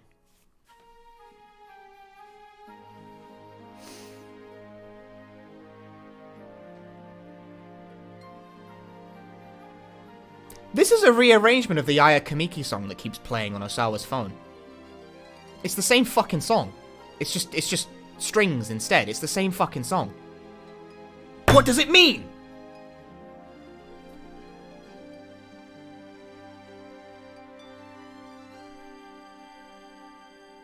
What does it mean?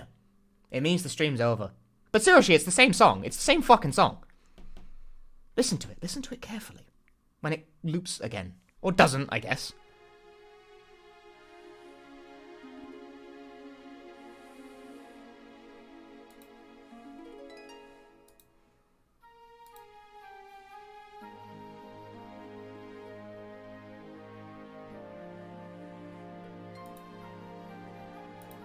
It's the same song. It's the same song, dude! What does it mean?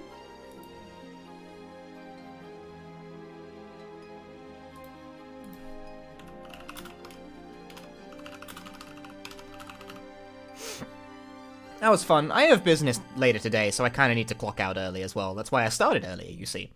This hour finished faster than I was expecting. Anyway, I'm gonna host Just Lemres. He's doing Sonic Hero speedruns right now. I think that game's bollocks, but the runs of it are really enjoyable.